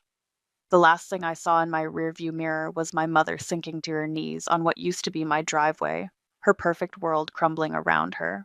Sometimes karma needs a little push, and sometimes that push comes with receipts. The airport terminal was quiet at 6 a.m. as I waited for my flight to Bali. My phone had been buzzing nonstop since yesterday's showdown, but I'd only responded to Brinley's messages. You need to see this, her latest text read, followed by a link to Raylan's Instagram. I clicked it. My cousin had posted a lengthy apology. In light of recent revelations, I need to be honest with my followers. The lake house content I promised won't be happening. I was wrong to assume access to property that wasn't mine. Sometimes influencer life makes us forget what's real. Turn on the news, Brinley texted next. I pulled up the local news website. There it was, buried in the business section. Prominent local family under investigation for trust fund fraud. My phone rang. Aunt Anna. Your mother's been admitted to the hospital, she said when I answered, claiming stress and anxiety. Of course she has, I replied, unsurprised. Let me guess, the expensive private hospital where she's friends with the director? Actually, no, your father took her to County General. I think he's finally waking up. That was unexpected. Dad grew a spine? More like he's saving what's left of their money for legal fees. The trust fund freeze hit them hard. Turns out they've been living on that money for years. I watched my gate slowly fill with other passengers. How's everyone else handling it? Tanner's lawyer is organizing a class action suit. Bowen's trying to negotiate with the IRS. Raylan's having a social media meltdown. Anna paused. You did the right thing, Whitney. Did I? Because it doesn't feel like a victory. It feels like finally lancing a wound that's been festering for years, she finished. I know. I felt the same way when I first confronted your mother about the will. My phone buzzed with another call. My father. I should take this, I told Anna. Be strong, she said before hanging up. I answered my father's call. Princess, he began, his voice tired. Your mother, she's asking for you. I'm at the airport. Please, she's not well. She's never been well, Dad. She's been controlling and manipulative and criminal. There's a difference. A long pause. I didn't know about the trust fund. Really? You didn't wonder where all that money came from? The vacations, the cars, the endless family investments? He sighed heavily. I thought it was better not to ask. That's been your solution to everything, hasn't it? Don't ask, don't challenge, just let her run roughshod over everyone's lives. I was trying to keep the peace. No, you were being a coward, and it cost your children their inheritance. Another pause. The doctors want to keep her under observation for 72 hours. Good. She can use that time to think about her choices, and maybe you can use it to think about yours. First boarding call for Flight 892 to Denpasar, Bali, the announcer called. I have to go, I said. My flight's boarding. Whitney, please, she's still your mother. No, she's a woman who stole from her children, committed multiple felonies, and tried to steal my house. Biology doesn't excuse that. As I stood up, I saw Brinley hurrying through the terminal. I have to go, I told my father, hanging up. Wait, Brinley called, reaching me breathless. You can't leave without saying goodbye properly. She hugged me tight. Thank you, she whispered, for being brave enough to do what none of us could. How bad is it back there? Total chaos. Tanner's organizing a family meeting without Aunt Louisa to discuss legal options. The trust fund investigation is gaining momentum. And, she smiled slightly, your father is finally filing for divorce. I stared at her. What? He met with a lawyer this morning. Said he's done enabling her destruction of the family.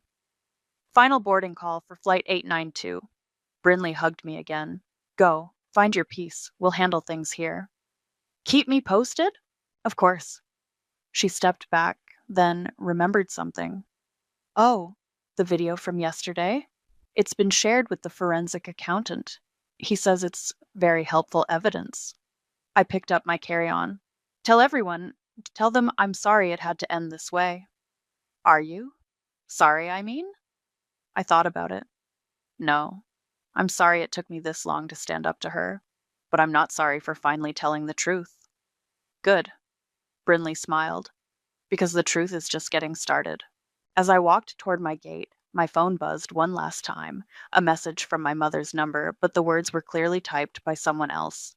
Mrs. Francis is under medical care. Her accounts have been frozen. The house keys have been returned to the rightful owners. The healing can begin. Hospital staff. I turned off my phone and handed my boarding pass to the gate agent. It was time to let go. Sometimes the best revenge isn't just exposing the truth, it's finally being free to walk away from the lies. The Bali sun was setting as I scrolled through my emails at a beachside cafe. Brinley's latest update filled my screen. Settlement negotiations started today. The trust fund investigation revealed even more than we thought. Aunt Louisa didn't just take our inheritance. She'd been siphoning money from family businesses for years. Tanner's lawyer says the total amount might be close to 10 million. My phone rang. Aunt Anna, your father signed the divorce papers, she said when I answered, and he's agreed to testify about the financial fraud. Really? I stirred my coffee. What changed? He found her secret accounts. Turns out she's been hiding money from him, too. That was his breaking point. A notification popped up. Raylan had tagged me in a post. Against my better judgment, I checked it. Family isn't about control or money or lakefront property. It's about truth and accountability. Whitney taught me that. Today I'm starting therapy to break generational patterns of toxicity. Healing jar authenticity. Have you seen Raylan's post? Anna asked. Just now. Think she means it? She returned all the trust fund money her mother funneled to her. So maybe. My laptop pinged with an email from my lawyer. Criminal charges filed against Louisa. Tax fraud, wire fraud, trust fund embezzlement. Looking at serious prison time without a plea deal. How is she? I asked Anna, though I wasn't sure why I cared. Still in the hospital, but not for anxiety this time. They're treating her for narcissistic personality disorder, real treatment, not just the usual drama. The waiter brought my dinner as another text came through. Tanner. Found a mountain property. Small, private, amazing views. Interested in being neighbors? Promise no unauthorized family reunions. I smiled despite myself. Send photos, I replied. Your father asked for your new number, Anna said. Should I give it to him? I watched the waves crash against the shore. Yes, but tell him I'll only talk about the future, not the past. He's different now, without her influence. He's finding his voice. We all are, I said softly. My phone buzzed again. Brinley. Guess what? Her message read, followed by a photo of an ultrasound. It's twins. I felt tears spring to my eyes. Congratulations, Auntie, I texted back. That's not all, she replied. We're naming the girls Anna and Whitney. You absolutely are not naming a baby after me, I responded, laughing. Too late. Doctor's appointment tomorrow to make it official. Another email notification. Property listed, Mountain View Cabin, private access. I clicked the link. The cabin was perfect, remote, peaceful, with a view that made the lake house look ordinary. I'm buying a cabin, I told Anna, in the mountains. No lake, no dock, no space for family reunions. Good, she said. You deserve your own space. For real this time. My lawyer's number flashed on my screen. Hold on, Anna. Whitney, he said when I answered. Your mother's asking to make a deal. Full confession, return of all funds, in exchange for a lighter sentence. What kind of confession? Everything. The will fraud, the tax evasion, the decades of financial abuse. She's willing to admit it all. I felt something unlock in my chest. Tell her yes, not for her sake, but for everyone she hurt. They deserve to hear her admit what she did. I'll set it up. He paused. You don't have to be there for it. No, I agreed. I don't, and I won't be. I switched back to Anna. Mom's confessing. To everything. Finally, she breathed. Are you okay? I looked out at the ocean, at the endless horizon. I'm free, really free. Not just from her control, but from needing her to understand what she did. From needing her to be sorry. That's real healing, Anna said softly. My laptop pinged again. An email from the mountain property realtor. Offer accepted. Congratulations. I smiled. I just bought a cabin. Want to help me furnish it? No white couches or formal dining rooms, just comfortable spaces and good coffee. I'd love that, Anna said. Should I tell the family where it is? No, I replied, watching the sun sink into the sea. This one's just for us, the healthy parts of family, the ones who understand that love doesn't come with conditions. Perfect, she said. That's exactly what family should be. I closed my laptop and walked to the beach, phone still in hand. I have to go. The sun's setting, and I promised myself I'd stop working through beautiful moments. Go, Anna said warmly. Live your life. That's the best revenge of all. I ended the call and sat in the sand, watching the sky paint itself in impossible colors. My phone buzzed with more updates, more family drama, more revelations. I turned it off. Some stories don't need a dramatic ending. Sometimes peace is enough. Sometimes the happiest ending is simply being free to begin again. The worst gifts come wrapped in smiles. I learned that lesson on a sweltering June afternoon, standing in our driveway while my family performed their favorite routine, making me feel small. My name is Rebecca, and I'd just graduated college with honors and landed my first real job. A moment worth celebrating, you'd think. But in my family, achievements come with asterisks, especially mine. Well, look what we have here! My father's booming voice carried across the yard as he gestured toward a rusted sedan parked beneath our oak tree.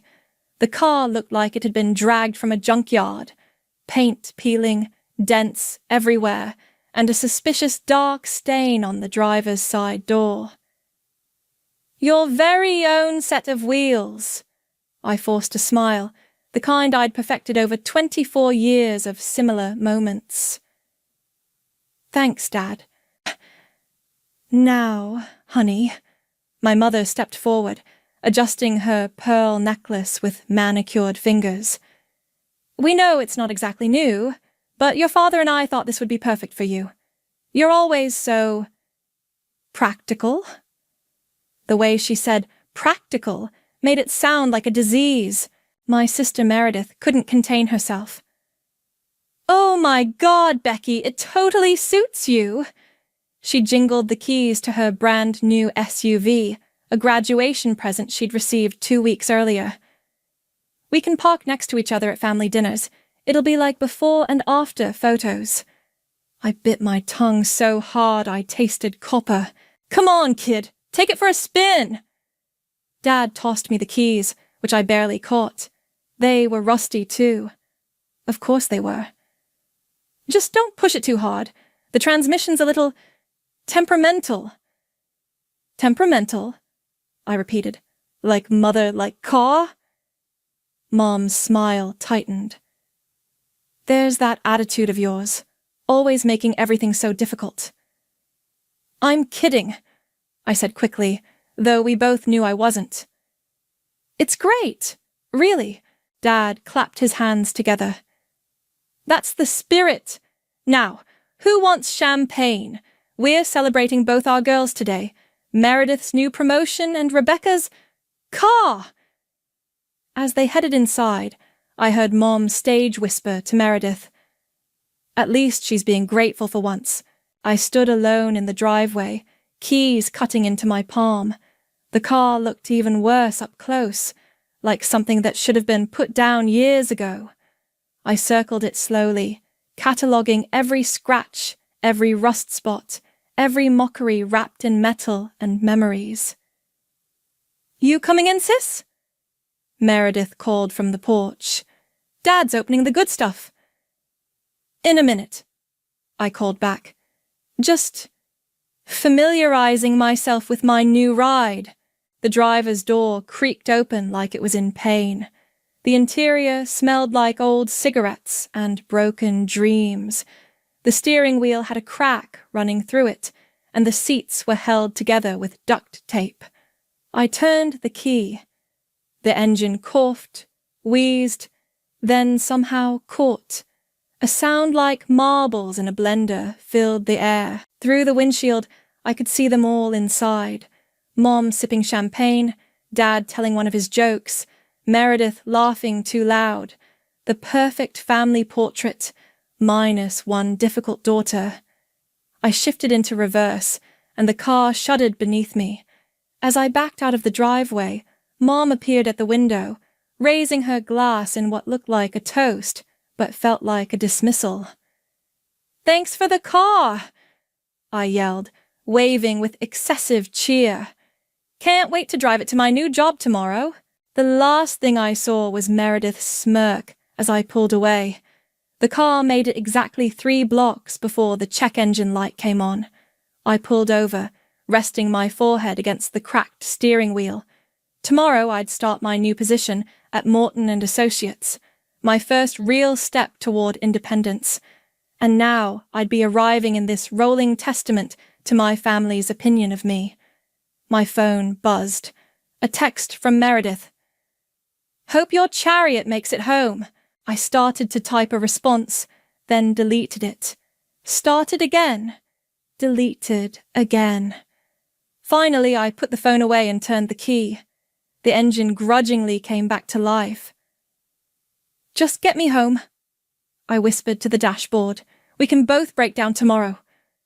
The car lurched forward, and I swear I heard something important fall off underneath.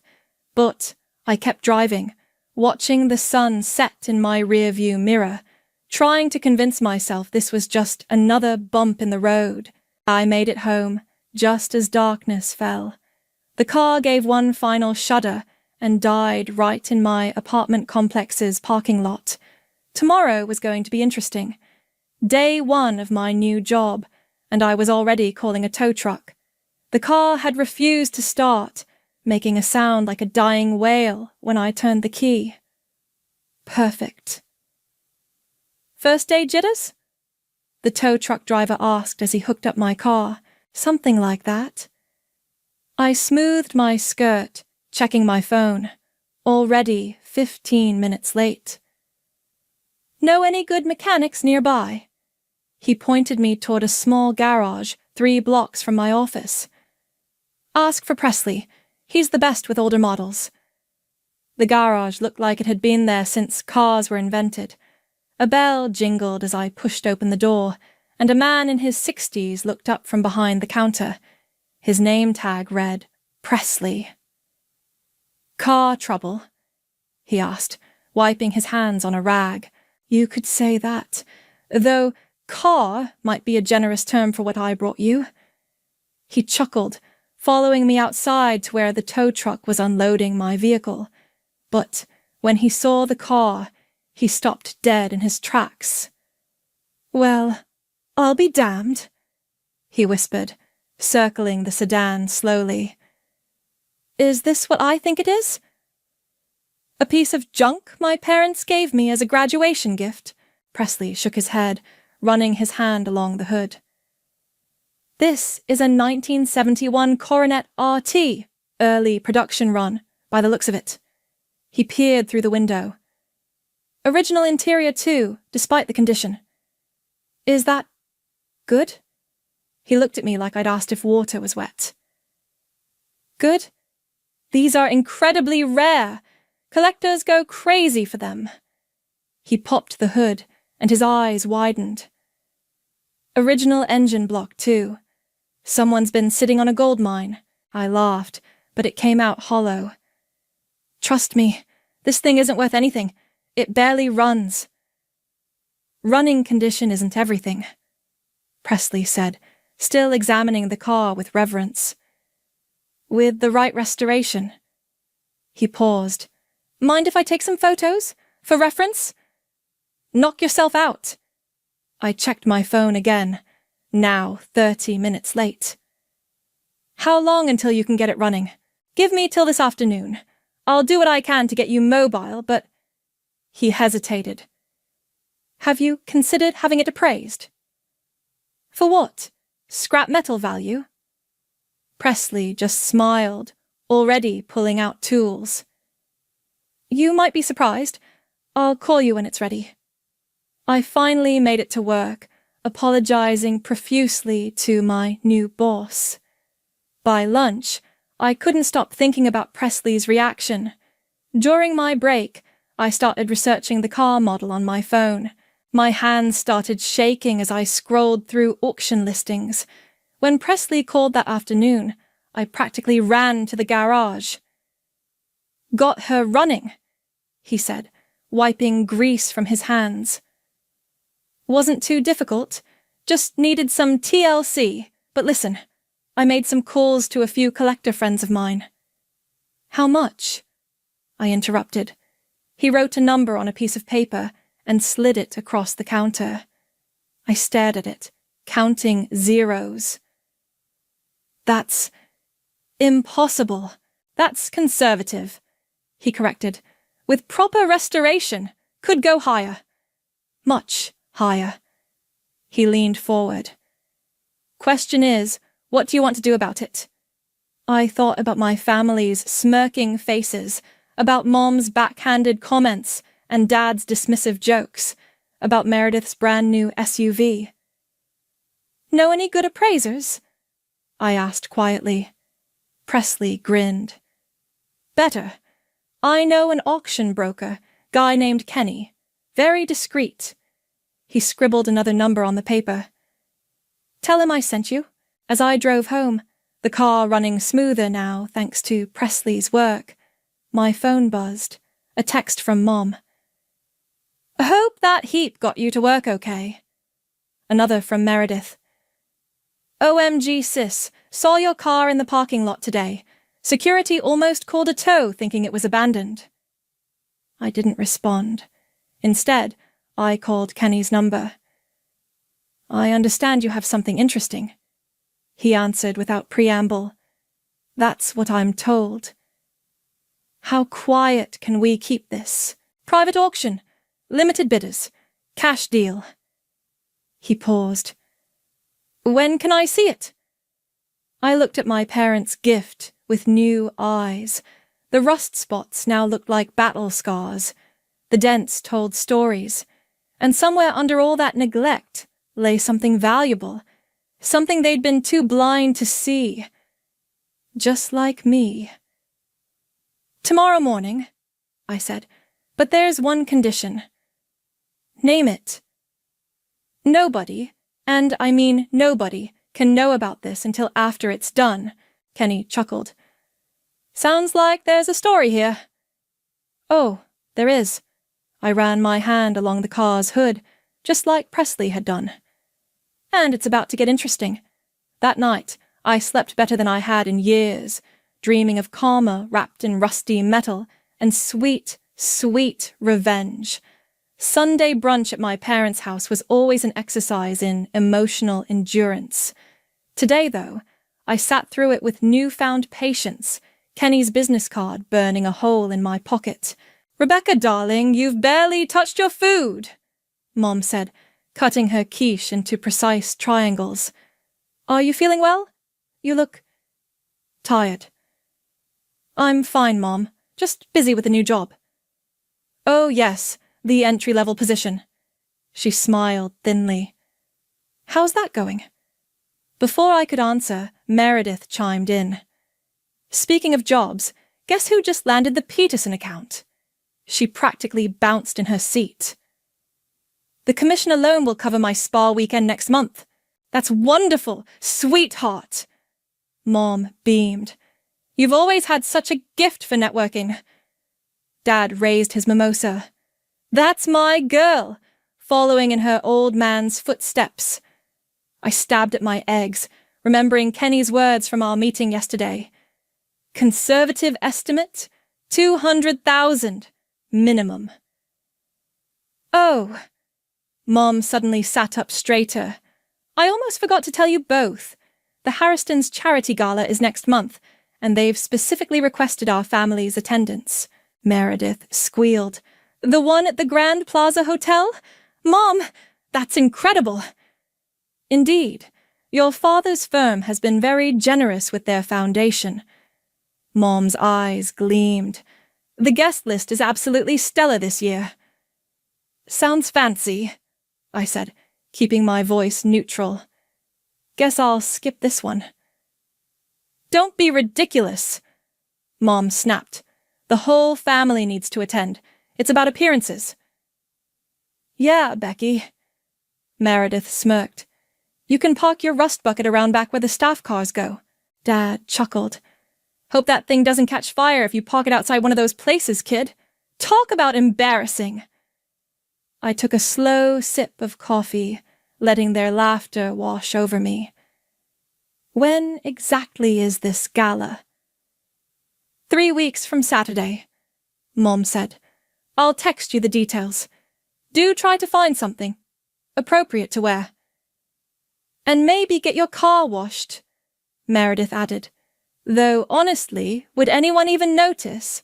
The conversation drifted to Meredith's latest shopping spree and Mom's tennis club drama. I sat back, watching them perform their usual routine. The golden child, the social climber, and the jovial patriarch. My phone buzzed quietly. A text from Kenny. Buyers very interested. Auction date set. Need answer ASAP.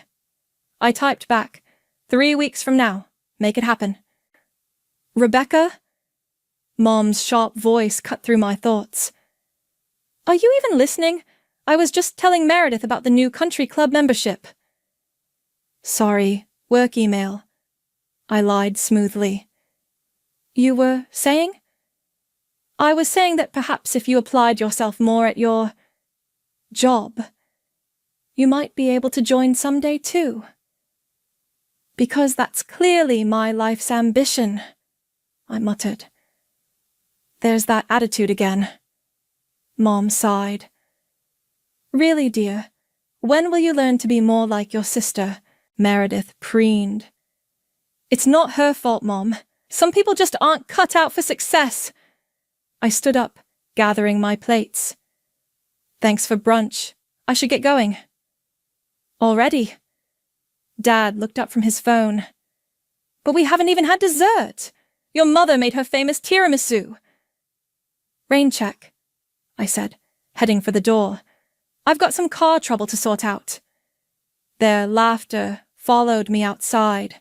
I slid into the driver's seat of my soon-to-be-sold car, breathing deeply. My phone buzzed again. Kenny. Auction confirmed. 3 weeks, 6 qualified buyers. Very excited. Another text popped up, this one from Mom. Don't forget about the gala, dear. And please do something about your appearance. First impressions matter. I started the engine, which now purred thanks to Presley's work. 3 weeks. Just 3 more weeks of smiling through their jabs, of playing the family disappointment. As I pulled out of the driveway, I caught sight of them through the dining room window. Mom refreshing everyone's mimosas, Meredith showing off something on her phone, Dad laughing at his own joke. First impressions matter, I whispered, turning onto the main road. But last impressions? Those are priceless. I headed straight to Presley's garage. There was work to be done, and the clock was ticking. He looked up as I walked in, taking in my expression. Rough family brunch? You could say that. I placed Kenny's business card on the counter. How fast can you help me find an exact replica of my car? One that's actually worthless? Presley's eyes twinkled. Now, that sounds like a story I want to hear. Oh, I smiled. Just wait for the ending. You're in luck, Presley said, scrolling through his phone. Got a guy in Milwaukee selling the same model. Different year, but visually identical. Total junker. Perfect for what you need. I leaned over the counter. How soon can we get it? He'll drive it down tomorrow. $2,000, cash. Presley looked up. You sure about this? Never been more sure of anything. The next day, I stood in Presley's garage, staring at 2 identical cars, one worth a fortune, one worth scrap metal. The symmetry felt poetic. Detail shop can match the exact rust patterns, Presley said. Even that dent in the driver's door. Nobody'll know the difference. Kenny arrived while we were discussing the details. He wore an expensive suit that seemed at odds with the garage's grime. Nice switch plan, he said, examining both cars. But We need to move fast. I've got 6 serious buyers lined up for Saturday. Private auction, very discreet. Saturday? My stomach lurched. That's cutting it close to the gala. Time pressure works in our favor, Kenny replied. Creates urgency among buyers. He handed me a stack of papers. Sign these. Everything needs to look official. I took the pen, hesitating for just a moment. Once I sign, there's no going back. Having second thoughts? Presley asked gently. I thought about Sunday brunch, about years of subtle cuts and not-so-subtle comparisons, about Meredith's smug face and Mom's constant disappointment. Not even close. I signed every page. The next few days passed in a blur. The detail shop worked their magic on the decoy car while Kenny handled the auction preparations. I kept going to work, kept smiling through family texts, kept playing my role. Your car's making weird noises again, Meredith texted one evening. Saw it in the parking garage today. So embarrassing. She'd seen the decoy. Perfect. Saturday morning arrived crisp and clear. The auction was being held at a private club outside the city. I drove the real car there myself, hands steady on the wheel. Ready? Kenny met me at the entrance. Born ready. The auction room was small but elegant. 6 people sat scattered around, trying to look disinterested. Old money written all over them. Lot number 1, Kenny announced. 1971 Coronet RT, early production. Original engine block, numbers matching. The bidding started at $150,000. I watched the numbers climb, keeping my face neutral even as my heart raced.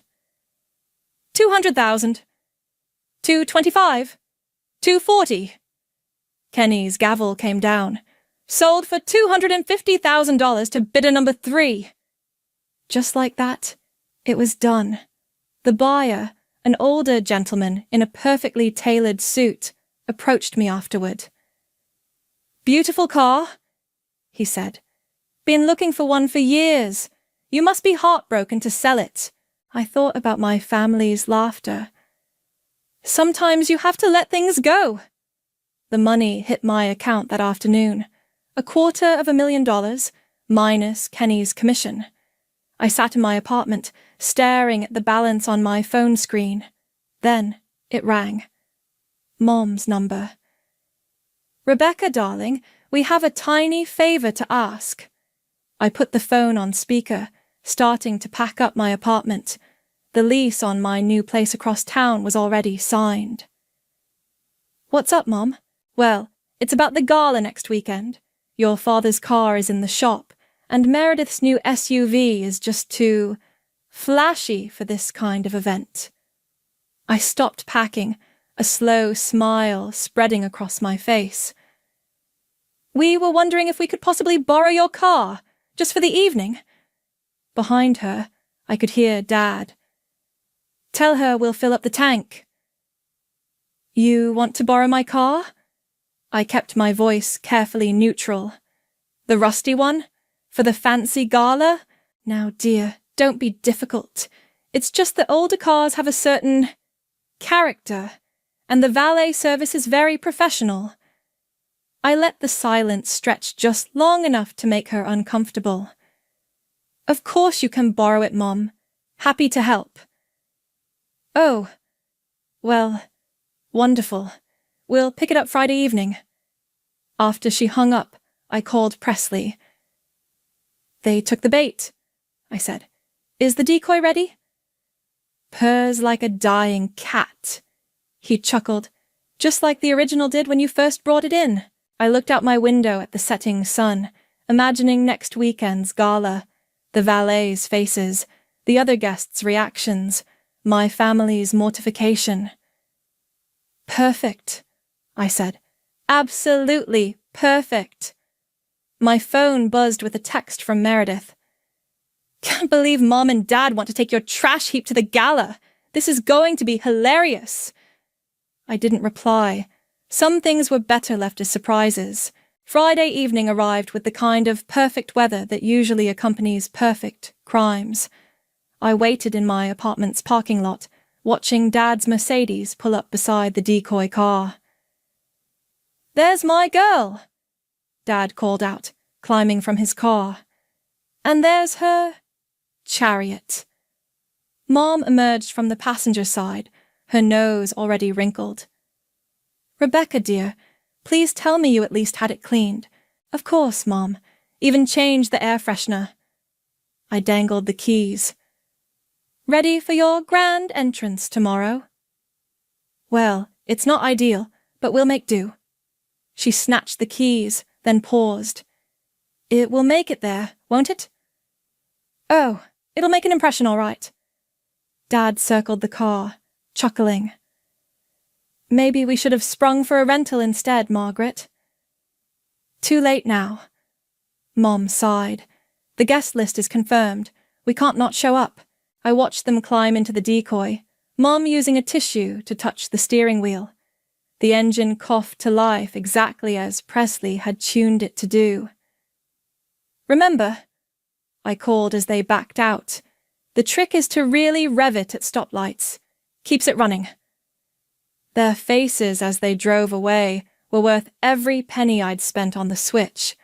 My phone buzzed. A text from James, my co-worker. "Still on for tonight?" I'd met James at the office, and he'd become something of a confidant over the past few weeks.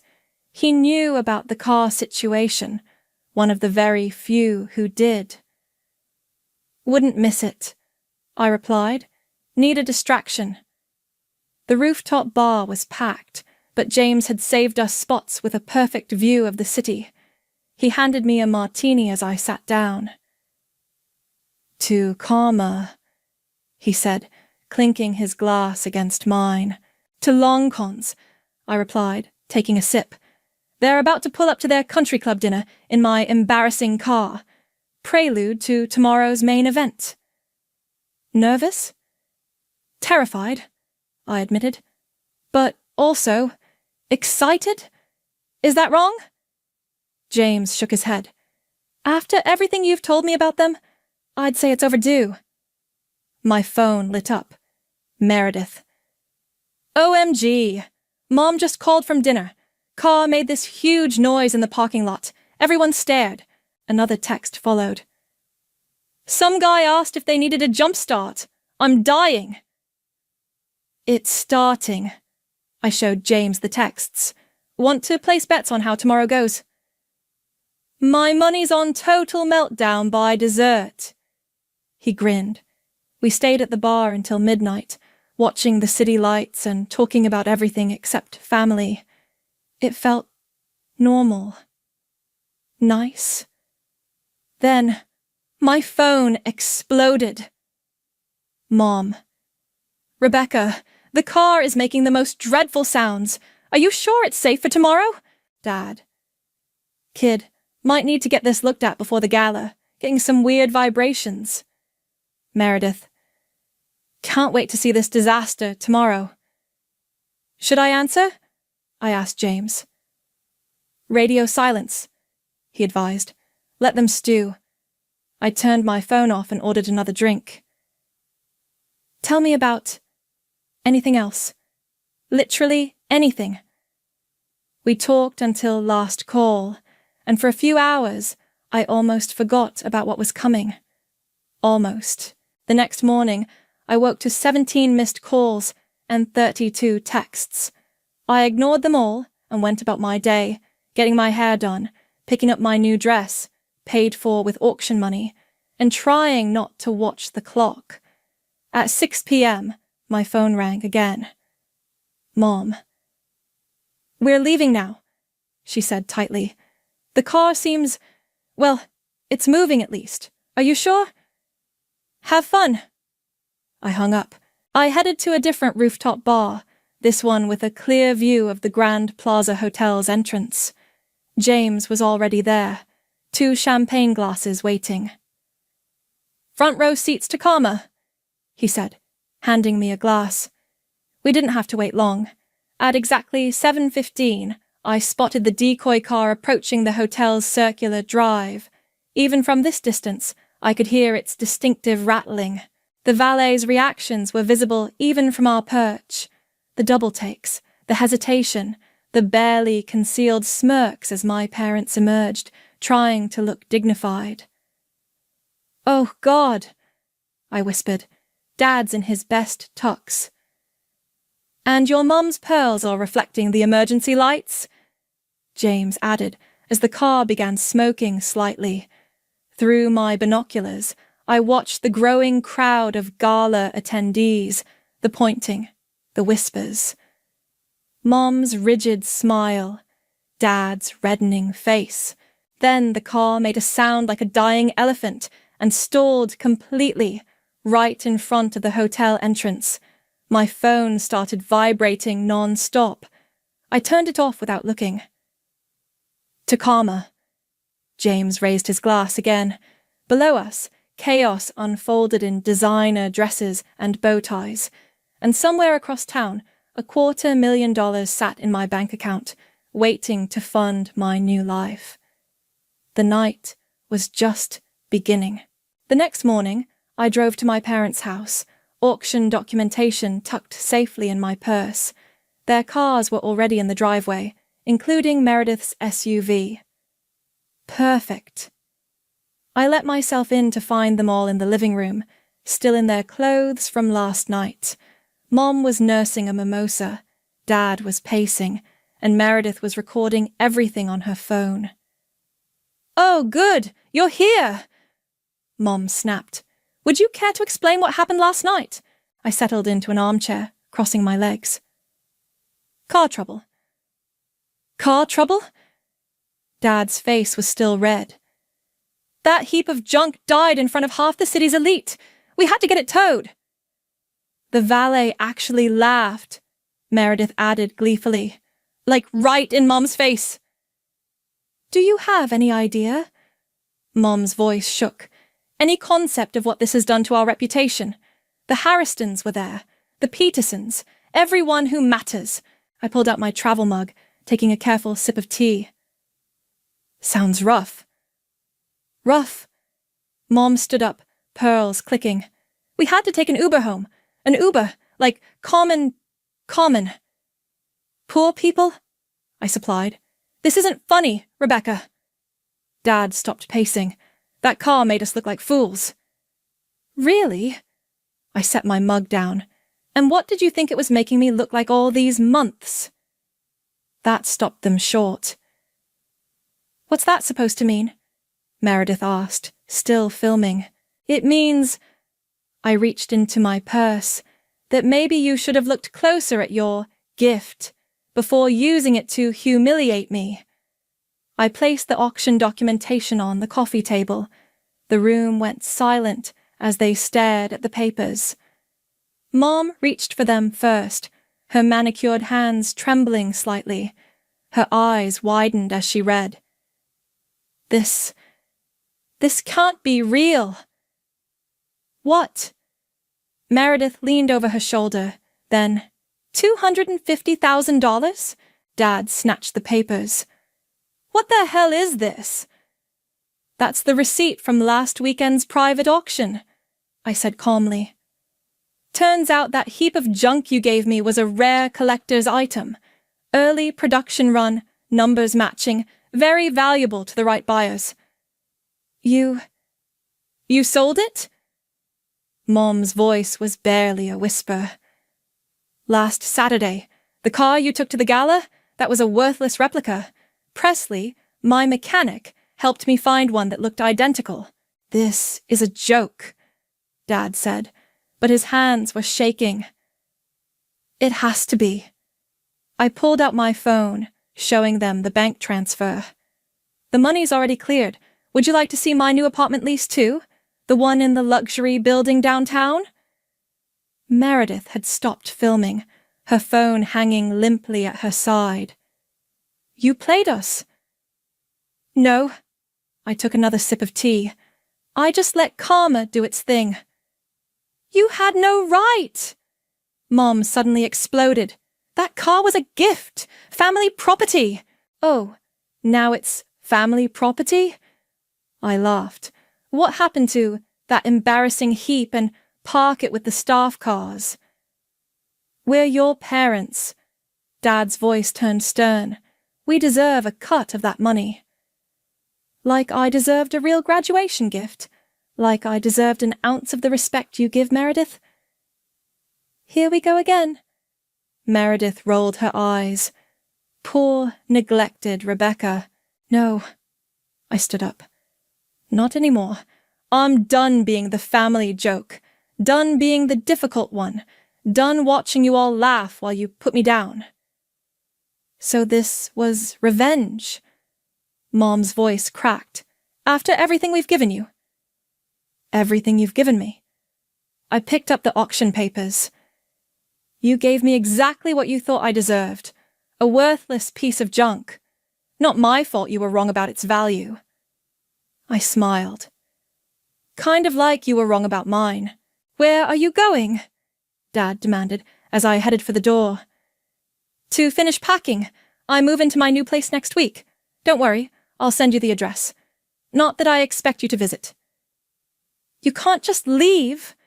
Mom stood up. We're family. Family? I turned back one last time. Family doesn't treat each other like you've treated me. But hey, at least you got one last chance to make a grand entrance in my car. Meredith finally found her voice. You're not as clever as you think, Becky. Maybe not. I agreed. But I'm $250,000 richer than I was yesterday. And the look on your faces, that's priceless. I walked out, closing the door on their stunned silence. In my rearview mirror, I could see them all rushing to the window, watching me drive away in my new car, bought with the money from their worthless gift. Sometimes karma doesn't just knock, it drives up in style. The fallout was nuclear. Within hours, my phone exploded with messages from extended family members. Apparently, Mom had been busy. How could you embarrass your parents like that? Aunt Sarah wrote. Your mother is devastated, Uncle Mike added. I ignored them all and focused on packing. James came over to help, bringing pizza and moral support. Your mom just posted on Facebook, he said, scrolling through his phone, heartbroken by ungrateful children who forget family values. Wow, she'll get plenty of sympathy likes, I said, taping up another box. The doorbell rang. I looked through the peephole to see Dad standing there, still in his work suit. Ready for this? James asked. No, but here we go. I opened the door. Dad burst in without waiting for an invitation. We need to talk about this rationally. Nothing to talk about. $250,000, Rebecca. That's family money.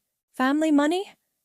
I laughed, like Meredith's SUV was family money, or her spa weekends, or her country club membership. That's different. He started pacing, just like this morning.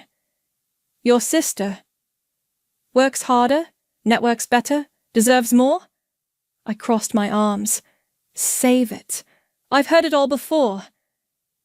You're being difficult again. He ran his hands through his hair.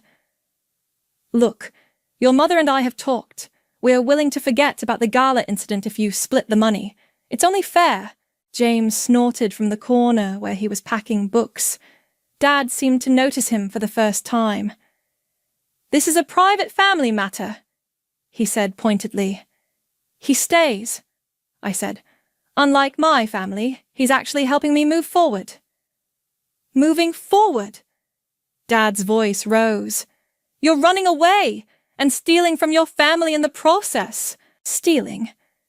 I grabbed the auction papers from my counter. Here's the gift receipt you signed. Here's the title transfer. Here's the bill of sale. All legal, all documented. The only thing I stole was your chance to keep humiliating me with that car. We gave you that car out of love. No, I said quietly. You gave me that car as a joke. The joke just backfired. The door opened again. Mom and Meredith walked in, uninvited. Still packing up your betrayal? Meredith sneered. Get out, I said. All of you. We raised you better than this. Mom's voice wavered. We gave you everything we could. Everything you could. Something snapped inside me. You gave me hand-me-downs while Meredith got designer clothes. You forgot my college graduation, but threw Meredith a week-long celebration for making sales rep. You. Here comes the victim story again. Meredith interrupted. Shut up! James stood up. Just shut up and listen to her for once. The room fell silent. I took a deep breath. For years, I watched you celebrate Meredith while treating me like an afterthought. Every achievement was dismissed. Every effort was criticized. That car wasn't a gift. It was just one more way to put me in my place. That's not true, Mom whispered, but her eyes wouldn't meet mine. Really? Then why did you laugh when it broke down? Why did you joke about parking it with the staff cars? Why did you only want to borrow it when you thought it would embarrass me at the gala? No one answered. I'm done, I said. Done being the family punching bag. Done watching you favor Meredith. Done pretending your emotional abuse is normal. Abuse? Dad exploded. We put a roof over your head, paid for your education. Basic parental obligations aren't special achievements, Dad. So, this is it. Mom's voice turned cold. You're choosing money over family? No. I pointed to the door. I'm choosing myself. Now get out of my apartment. You'll regret this, Meredith said. You're nothing without this family.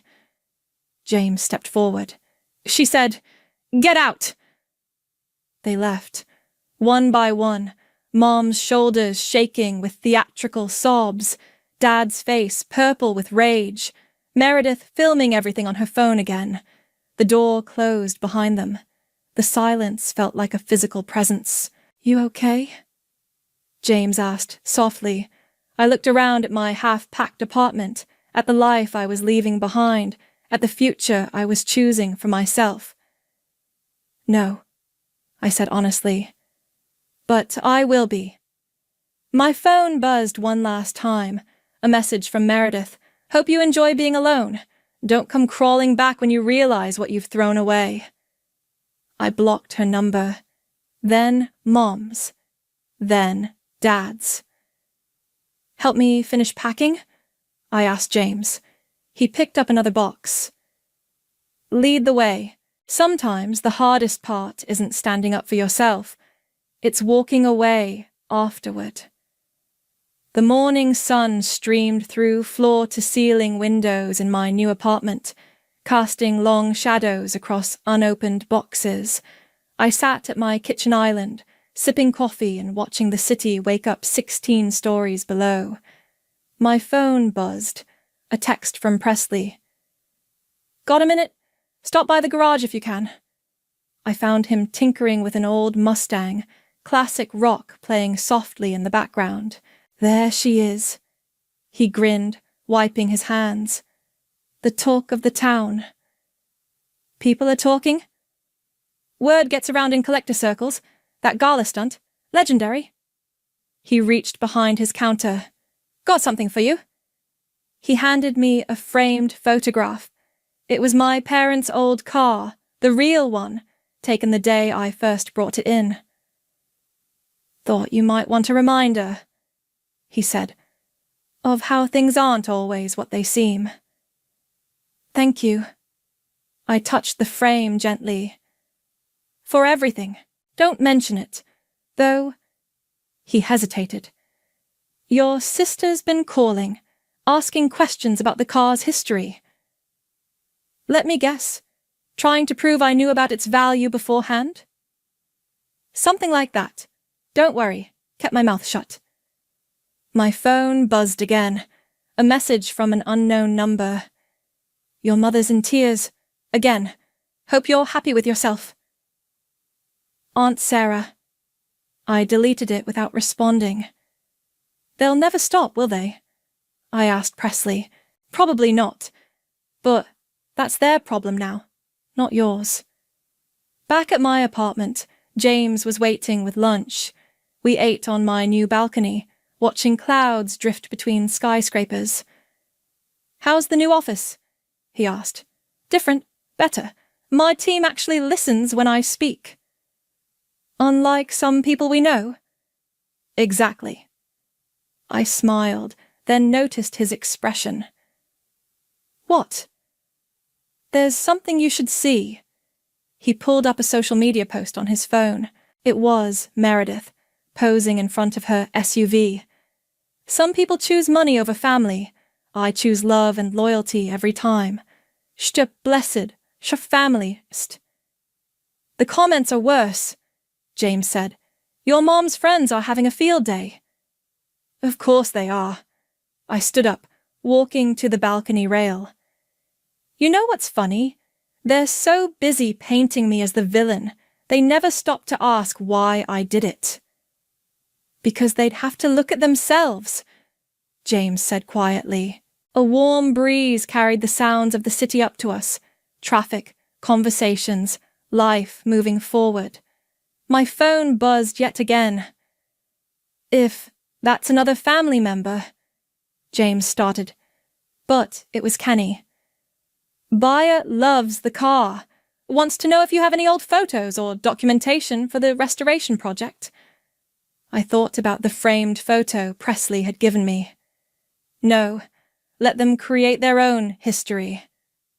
James touched my arm. Speaking of history, below us, parked across the street, was my mother's car. She sat in the driver's seat, staring up at my building. Want me to call security? No, I said. Let her sit there. She can't hurt me anymore. We watched as she eventually drove away, her brake lights disappearing into traffic. You know, James said, there's a car show next weekend. Classic vehicles, collectors, the whole thing. Want to go? I laughed. Isn't that tempting fate? Maybe. Or maybe it's choosing your own path. My phone lit up with another message from Meredith. Mom's heartbroken. Dad's reputation is ruined. Hope your blood money was worth it. Instead of deleting it, I typed back. The car wasn't the only thing you all undervalued. Goodbye, Meredith. Then I blocked her final number and turned to James. You know what? Let's go to that car show. But first, I walked inside and picked up the framed photo from Presley. It belonged somewhere special, not as a reminder of what I'd lost, but of what I'd found. My voice, my worth, my freedom. I hung it in my home office, right where the morning sun would hit it. Perfect spot, James said from the doorway. Perfect ending, I corrected. My phone stayed silent. No more messages, no more guilt trips, no more manipulation. Outside, the city hummed with possibility. Inside, surrounded by unopened boxes and new beginnings, I finally felt something I'd never found in my parents' house. Peace. So, James grinned. About that car show. Yes, I said, turning away from the photo. Let's go see what other treasures people have overlooked. Sometimes the best revenge isn't just proving people wrong. It's proving yourself right. And sometimes a rusty old car isn't just a car. It's the key to a whole new life. I closed my office door, leaving the past framed on the wall where it belonged, and stepped into my future